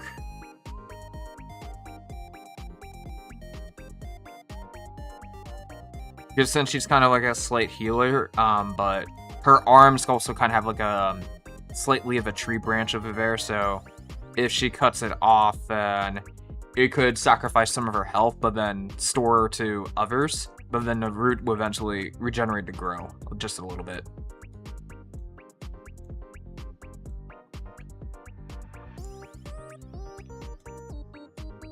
Because it also reminds me of like some creature was created in a genetically modified lab just to test certain things out, but also kind of someone said this character reminds them of like spore creatures a little bit because the amount of like customization on this one.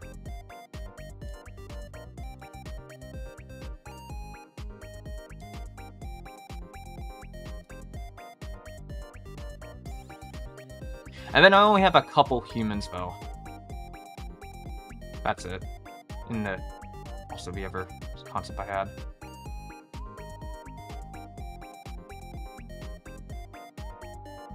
Let's see if I can get this in the right angle.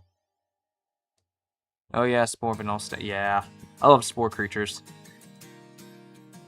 They do have like some male knights over there, too, as well. And this is a turnaround over here.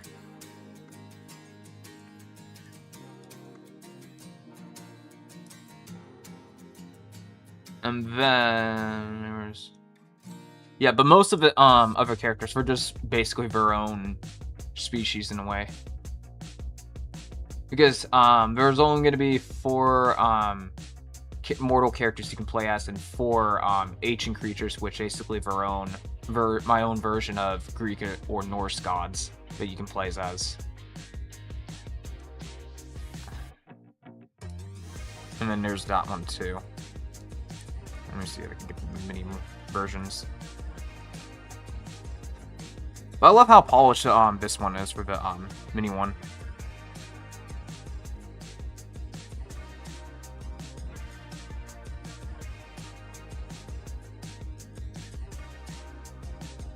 Yeah, but I got like other characters though.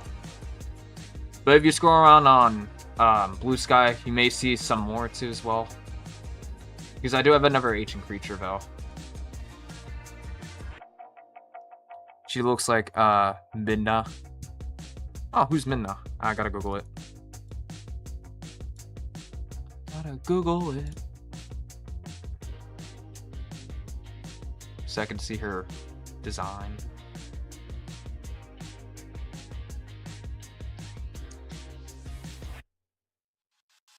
I don't know, I feel Google's a bit slower on the internet. I might have to use a different search engine.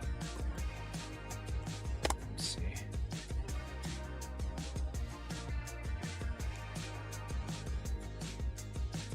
Oh, I see, Zelda. Okay. Interesting.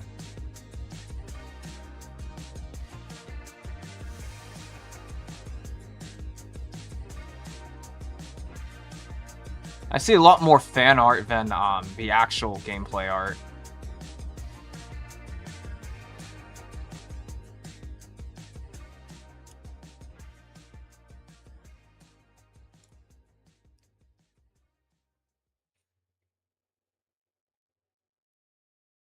And I'll show one more. And I'll just head back here. And then there's the silhouettes for this. Which, the reason why there's two of them, it's because he has two different forms, but he does has a weapon. It's just that one's much more based on muscular, and the other one's based on more like the fat. So he has like two different forms that he can use. This is definitely my favorite. Cool. Yeah, his name is Domstone, but most of the ancient creature's height is going to be close around 7 foot tall. If I was drawing this into much more of their actual real traditional height, but in the game we're gonna be very closely the same due to Solo Dev's budget. So, but in case I need to do any 2D panels, I have this for reference. Because I do plan to have mix the art style with a bit more comic feel to it. So maybe I'll have some moments to have an idea where if I want to make a warning UI interaction, I can always throw like a slight comic panel to show what's going on. Like if someone's like health is down or something. Something like that. Or maybe like somewhere around the text dialogue I need to do some hybrid stuff with that. We'll see.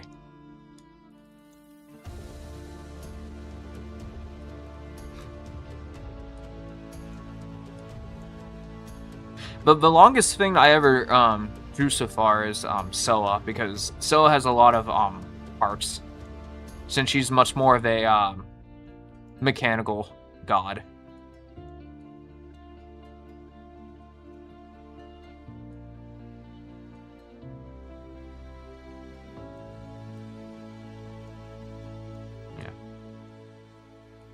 But there's most certain signs that there are some things that the ancient creatures have similar markings on them, because they all strive to be original creator. So some of her eyes may be close enough to the three eyes, if they still have remnants of their former selves.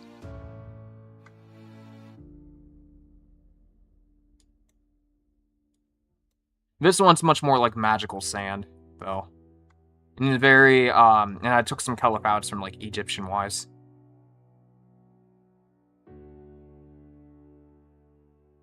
How do you learn interior shapes so good? For interior shapes, most likely, it's like a, interior shapes are much more like a toy. So if you ever, look up, certain armor pieces or bionicles or Lego pieces, think of them like as like for pieces that you have to build, and then when you build around them, each of those hard surface creates a shape. So if you treat your some hard surface shapes almost like you're a blueprint to build a Lego piece, it's somewhere similar to like that. And eventually, you'll start to get, like, certain spots go together. Because I realize most of my work is very hard surface. But sometimes when I go organic, it's possible for me. But, sometimes I like to put in designs, a bit more aesthetic to it. But, sometimes I do like organic half of the time, because it does take a bit less time, though. But for hard surface, it's much more like having a bit more quick confidence of getting the line straight. But let's see, because most of the time, I do a new layer here. When you zoom in, you can do this if you want to. But the problem is you may have skew little lines over here. But if you do a smooth line like this, it's very difficult because you're zoomed in so much, and then you have to stretch your arm, and then over time, the more you stretch your arm, the more energy you use. So the best way to use less energy to get the hard surface straight lines is that you treat your, you know how sketchbook sizes, you get 8.5 by 11, or 4 by 6, or 3 by 6? You can just easily zoom out a little bit, and then you can get your straight lines from there. and then you can work on based on what you want to draw. And then sometimes if you get something like that, don't Control Z sometimes you could just modify it as it is, and then you can just go for like something like that. Because when you zoom in, it does create a straight line already. Because the fact is about when drawing that the smaller the your drawings are, the more lessly you psychologically have to feel that you have to add more detail. The bigger your drawing is, the more you feel like you have a lot more work to do. Because, and it's the same thing whenever you do an environment perspective. Like, you can create small thumbnails of stuff, but it's like, you don't have to go like full tiny detail everything, because we're not going to see that. So, to make it look like everything's a lot of hard surface, you just got to zoom out a little bit, and then that does speed up the process a bit faster. But if you really want to say, I want slight heavy detail there, then you can zoom in a little bit, but it's not recommended to zoom in this close. You just want to keep it like tiny sketchbook size, and you'll realize how fast you can draw characters based on the size, because your arm is doing less motion pulling, so you'll have more energy to get to all the parts faster.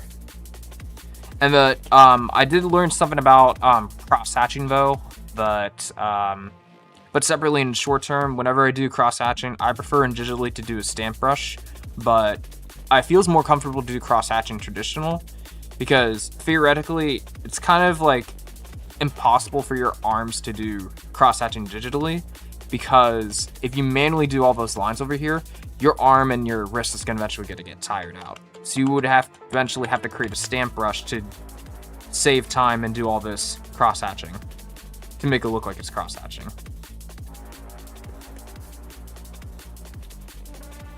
So you just got to figure out how you're using your time if you're spending things a little longer, because you have to probably take a look how you are building your assets and say, I like this piece over here. What if I save this piece and then, or duplicate this multiple times, and then say maybe I need it. I need those shapes more often.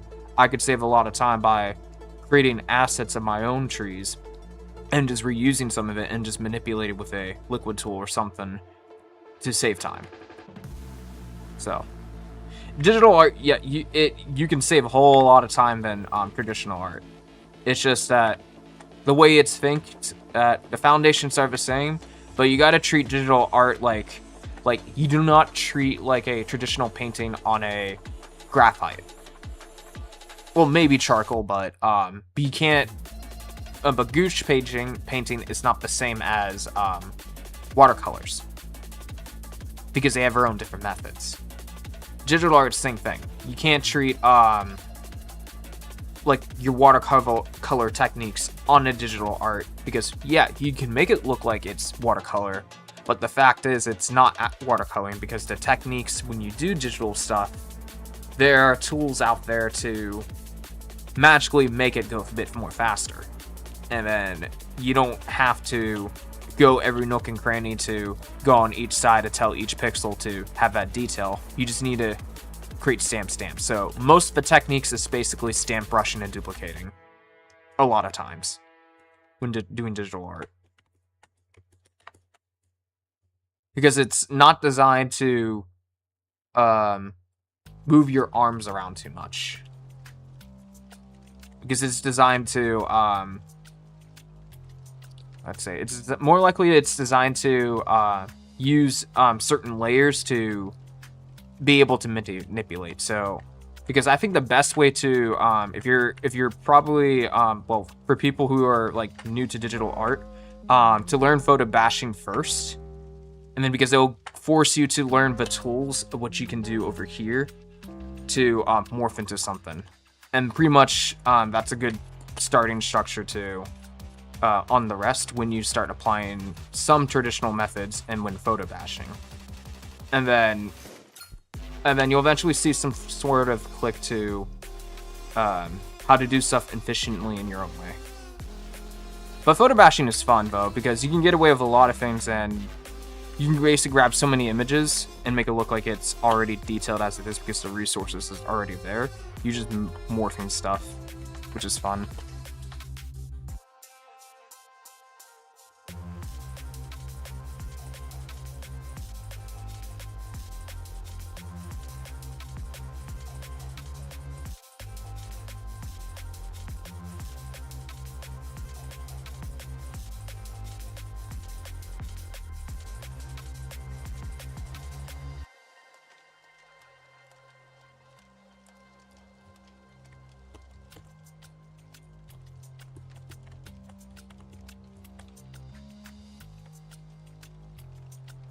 Oh, yeah, if you like the black and white sketches.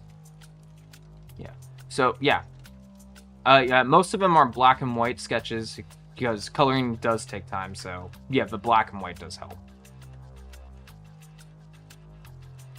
Because I only need the line art to help me guide. The white stuff and the gray, it's just slightly kind of help me variance in terms of how implied they are.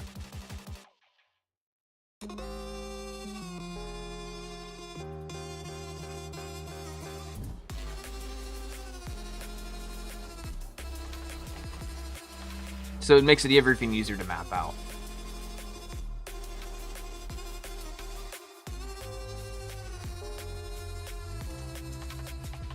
But if you're working in like a giant studio and you've got nothing else better to do, then of course, then that's the only way you can kind of like put colors all over the place if you want to.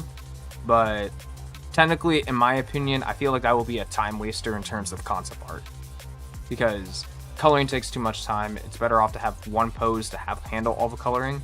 Because most of the time, if people read your concept, they could be like, oh, they can imagine, okay, the rest of it looks like in coloring, no big deal, and then a texture artist would see that already.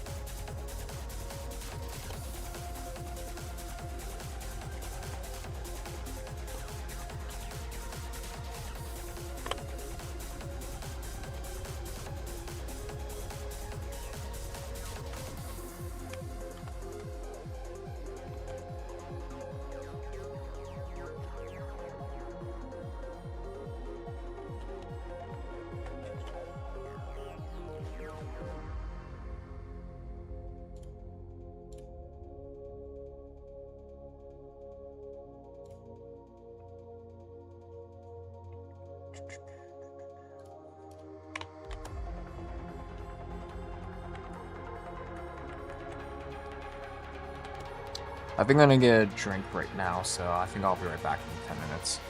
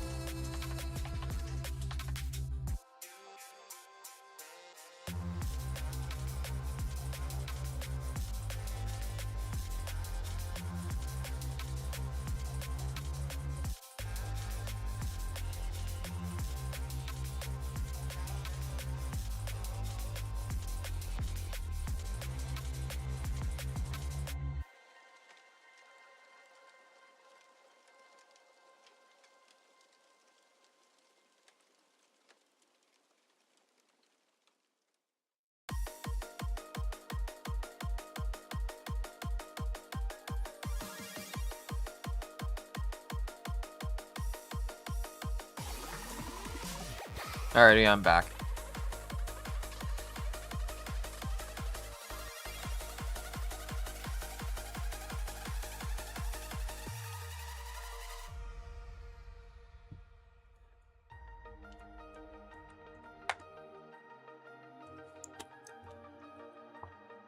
Welcome back.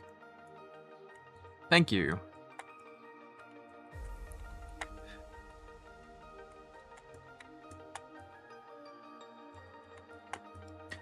Yeah. Realize how quickly your throat can get dry after talking for so much.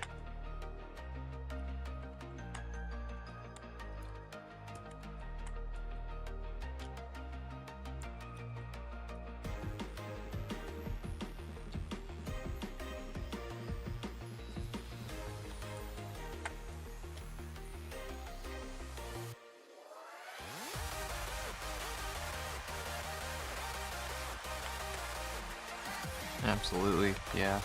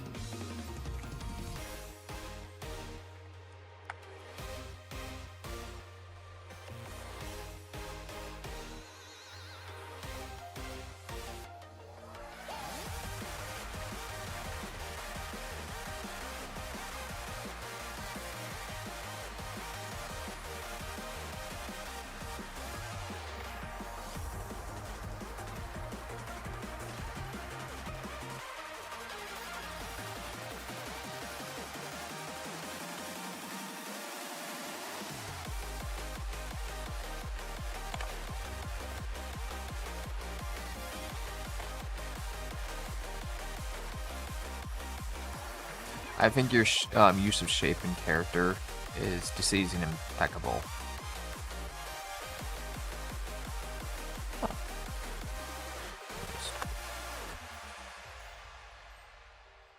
Deceasing.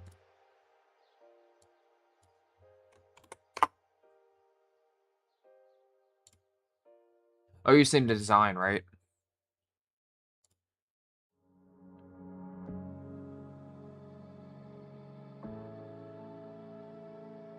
Okay. Yeah, you meant design. The design is impeccable. Yeah, thanks. Oh yeah, but when I start off art, I used to get like very perfectionist though. But then after for a while, I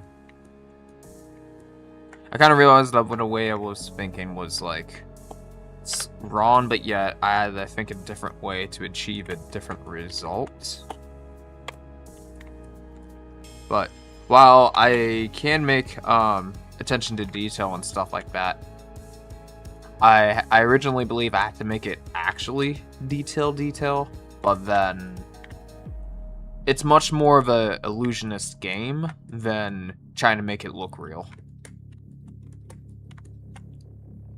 Because most of the time, the more shapes you have, sometimes having certain ways that you simplify shapes can tell a lot in terms of detail.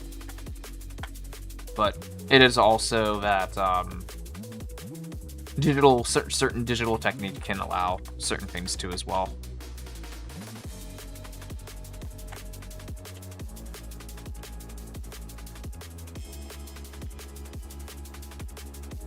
Like the level of focus of accuracy, I mean, the only time if you have to be really accurate on things, it's if it's like hyper realistic stuff. Because originally before, when I started out, I thought it applies to everything. And then, after doing some learning and research and stuff, reason why certain art styles exist, like, for example, I think Dragon Ball Z or something like that, or other animations that uses much more simpler styles, it's because they have to in order to save time of how much detail they have to do every single time they animate, because it would be impossible to have a super highly detailed character like with too much shapes and movement going on if it's every layer, and that would be difficult to other people as well. So, but now more cartoonish styles are much more popular. It's only because a lot of people that were younger around the 2090s, they grow up so much with those cartoons that it feels normal to draw them in those particular way. Other than the main reason why they looked like that in the first place. And it has something to do with financials and saving time and cost.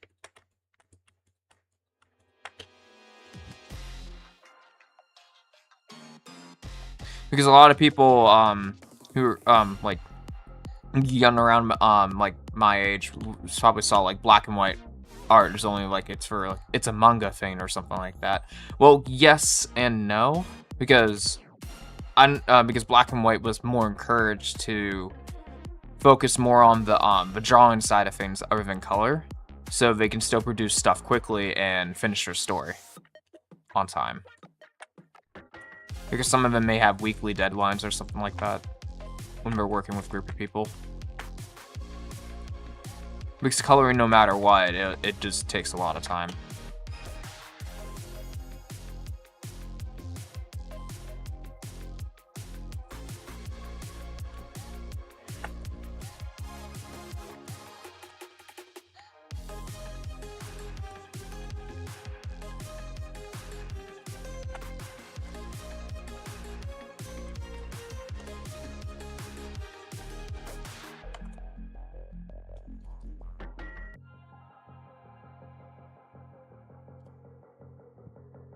You're having troubles with values right now? I mean, what kind of values are you going for in terms of fidelity?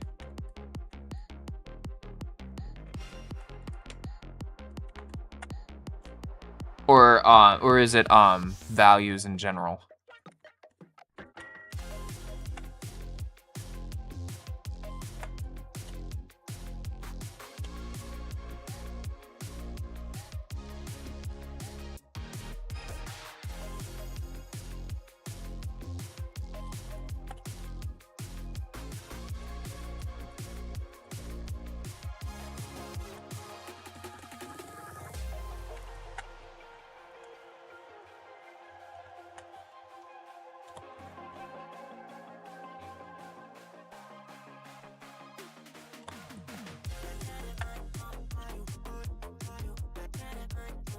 Well, I'm trying to do some stylized characters, but I want a nice design similar to Overwatch.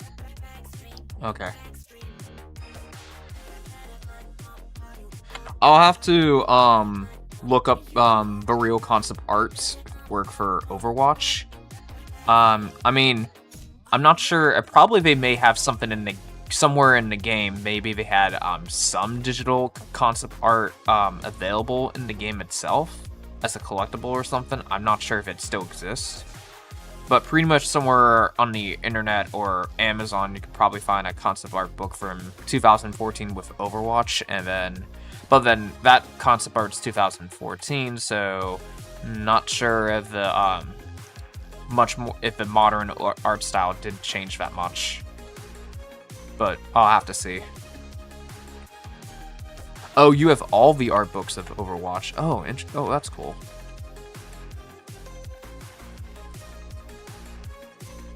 Encouraging using. I have 3 Overwatch concept art books. Oh, cool, cool, cool.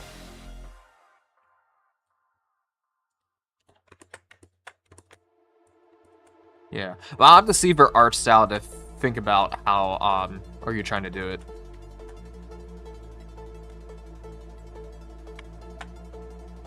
Because it sounds like you do know your values. It's just that it depends what style they're going for, which could kind of attempt to change the way how you do it.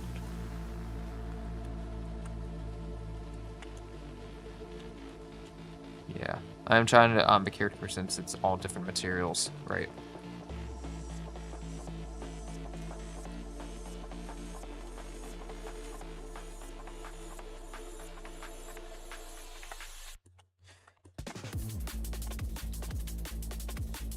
Right, because if it's a depending on if you're doing concept or illustration, then values would matter more, because you got the environment to worry about and stuff like that. But if it's for concept art, then most of the time, the shape language is much more important than completely with values, because you could have like a slight lighter and darker tones on certain areas. Because if someone was modeling from a 3D artist perspective, they're only interested to see how to build the shapes than over the shading.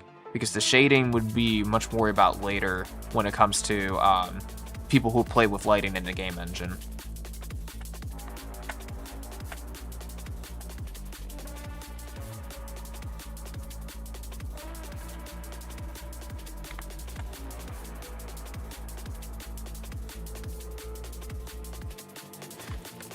Because as when I did something over here, I decided to just for fun to use a green and red gradient if it was shaded. But the reality is that's not her. The green and shading is not making her real colors show real colors. So if I want to reference it, I would technically have to temporarily disable the shading. But I choose to do it because I kind of want to see some ideas of like how the game engine I would do in Godot may look like in the future whenever I do environments as a test. Currently I'm blocking out all the local values. Alright. I know well, most or some artists, if they if depending on the art style, if the art style is much more painterly based, then you wouldn't start off. Some people wouldn't start off with sketches or rough drawings, they just do the painting block out first, and then do the line art later, if it's part of it. Because you still need some sort of line art. It's just some people, when they do their sketches, they can either draw a doodle version of it, or just paint it out first, and then slowly chip away and mold it.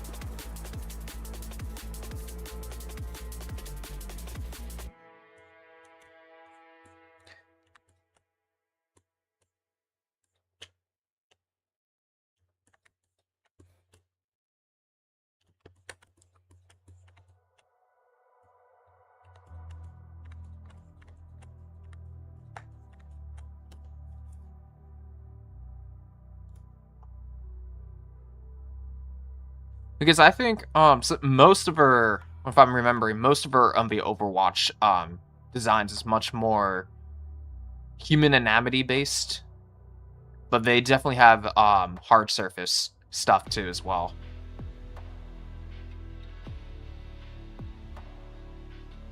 Because I think they mix some of the body designs itself a bit hard surface on certain edges.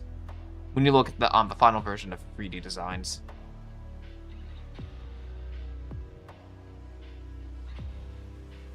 And then they leave the other areas that are soft and light to keep it round.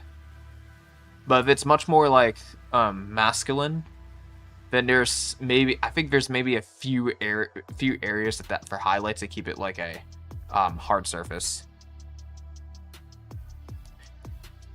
So can you give me a quick explanation of hard surface? So what hard surface is basically like, an obvious example would be metal or armor and stuff. Yeah, rectangles and triangles could be it. It's just much more. Here, let me just create a new file. So for hard surface, usually a normal organic surface would be something circle shaped like that, just something circly. But when it comes to hard surface, think of this as like kind of like polyish. So now you kind of have like a hexagon going over here. So let me just erase this just to get an idea. So when you slash something like this side becomes a bit more flat. So that area could kind of feel like a one of the flat surface of a hard surface edge. And the more that you cut like this, the more flat edges you have. Because when it comes to hard surface, there's not really a smooth circular movement in the style of art of the shape of contour is going to be like this. Because if it's much more soft and organic, then most likely they might be using some more curves in the art. Hard surface is something more like they use certain shapes to build, similar to like organically, but in certain areas they have to keep it hard edge right over here and hard edge over here. And then they'll leave some space out like here a little bit sometimes. Because most of the time, no hard surface art style is not going to have a pointy straight thing. Most of the time we're going to have like some space going on in here. And with that, you could basically build out some kind of like, maybe some muscle dude here if you want to, as an example. So now I'm making over here, so dependence is like maybe an arm or something. You get something like that. And it's like a little bit exaggerated here. If you look at like, yeah, armor, metal, curve. Yeah, most of the time that's where metal and armor curves sometimes with the most of the time with the hard surfaces. You're gonna find in like armor pieces and stuff like that. But sometimes if some whatever reason in their style they want to imply some hard surface on an organic, the most likely another example would be Fortnite, because for whatever reason some of their noses are very hard surface like, if I can remember based on memory. And then their hairstyle is much more kind of like pointy in a way, like almost like a hard surface shape.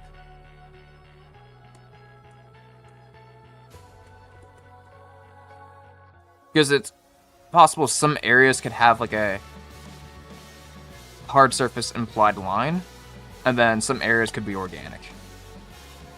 But again, it also depends on the style that you're working with. Because, and I do another example of how they use some organic parts and shapes of characters. If you look at some of the art styles in Spider-Man Friend or Foe, which that is a very old game, it's very PS2 graphics like, but if you look at some of the concept art, Spider-Man's shoulders had some hard surface going on around the shoulders. And then Green Goblin's obviously pure hard surface, so that's fine with that. But there are some characters like the Sandman had much more of a hard surface body shape as a silhouette.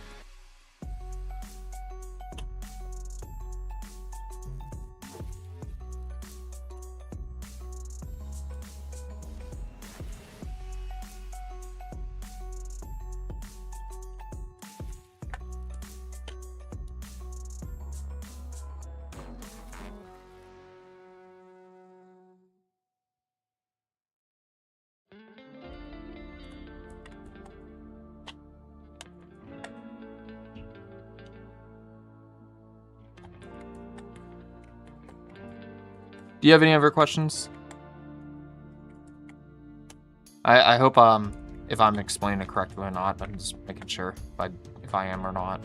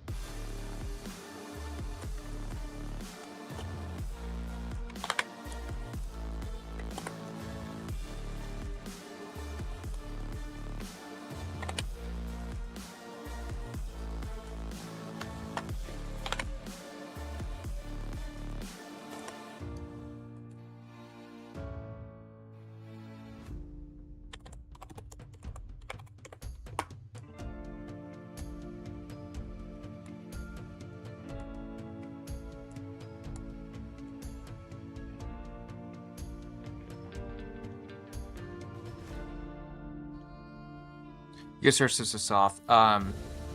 Angelica's nurse. She has organic wounds, so a lot of them is going to be Victoria nurse clothes.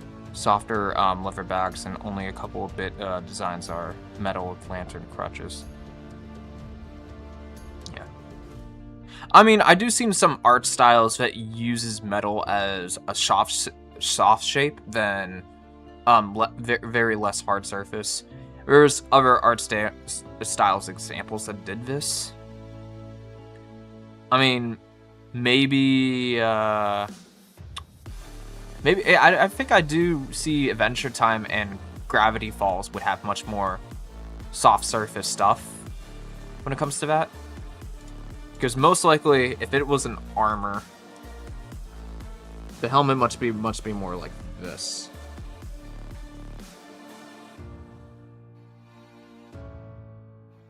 And then probably the feathers are like this a little bit more. Well, more rounded like this. That's just a sharp edge.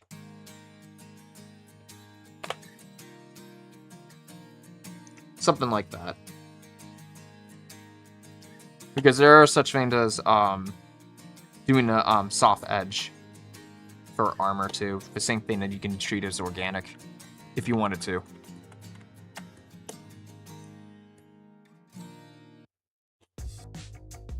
Very child drawn-esque. Yep.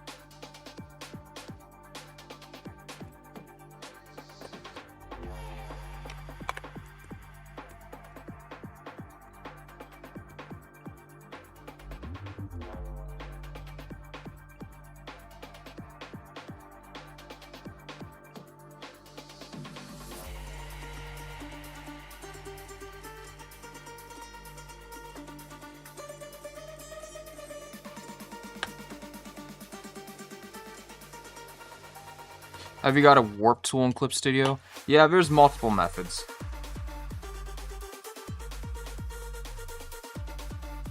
Just want to make sure I'm selecting the right one.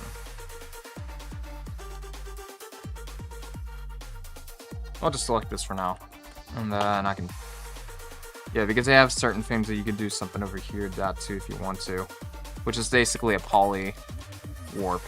And then there's also a puppet wrap too, where you can select needles and then change the shape you want to. Stuff like that.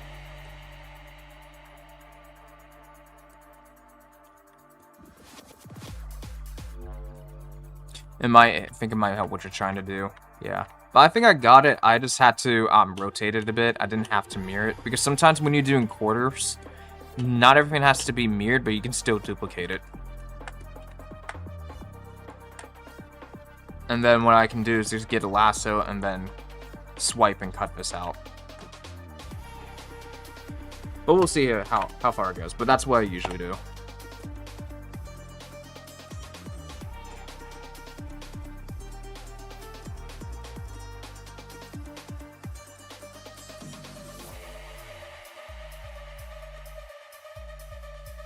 And then since I have a lot of highlight drawings over here, I'm just gonna take that away so I know where I'm looking at. And temporarily turn this into a color. And now I can select this much more easier. As for this under here, this can be deleted.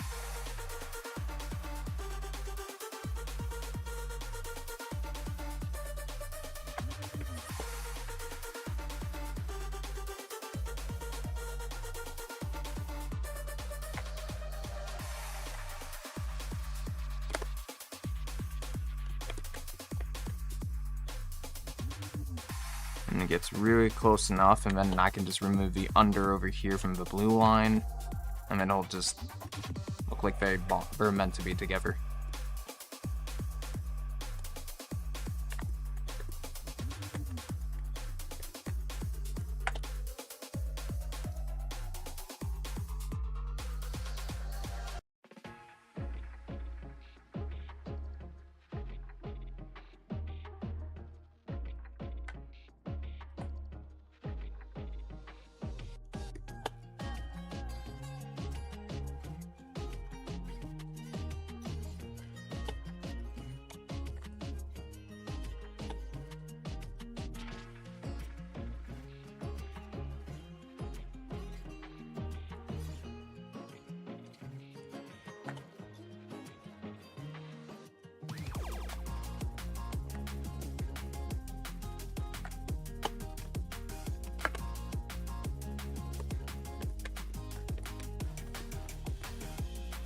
I figure it's much more easier to lasso and delete stuff than just manually erase everything. Because you can select multiple layers and then scoop them away.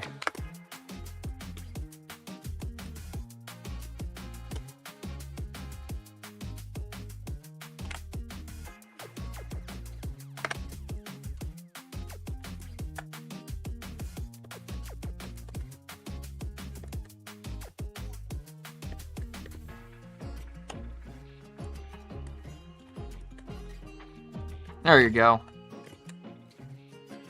And then I can just bold some of these lines. I could hit Control J. Yeah, we'll do that later. That's another way to cheat to make the lines darker. You just Control J on the line art, and they'll just look more deeper.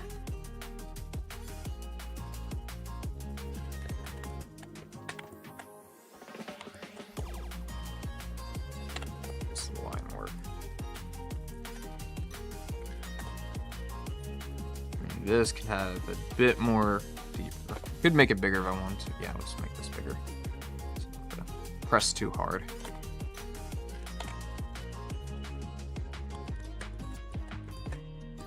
And you know what's cool about this brush? I sampled it from a different pen that I used, and then I just put some dots around it, and then I told Clip Studio to stamp those PNG images So then when it spreads randomly, it looks like it's pen drawing.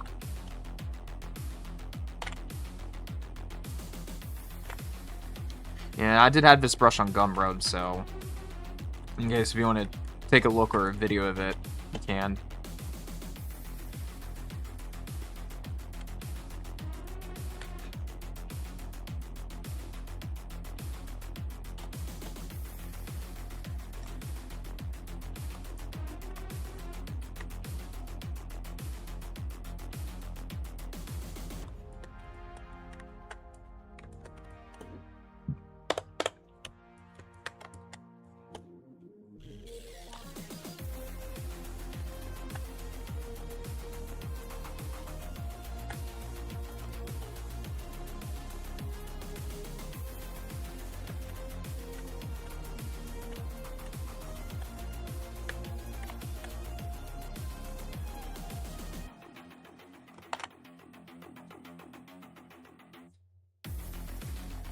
I mean, the only time when I start using puppet wraps or UV manipulation on here, which is these two buttons I put up there, I usually just, okay, see you soon. All right, peace.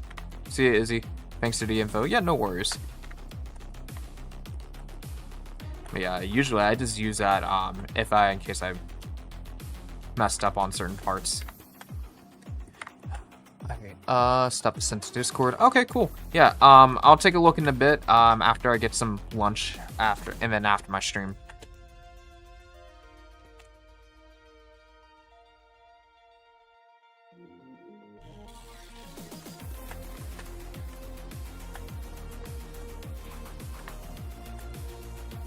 Bye. See you, Izzy. Thanks for stopping by.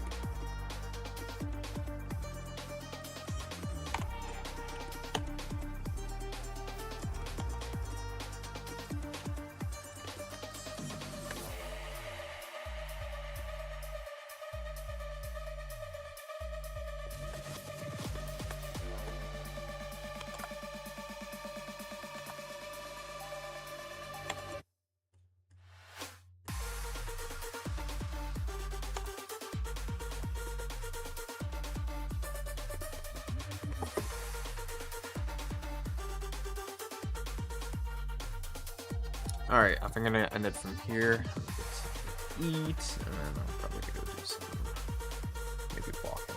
But anywho, thank you all for tuning in to the stream, and peace.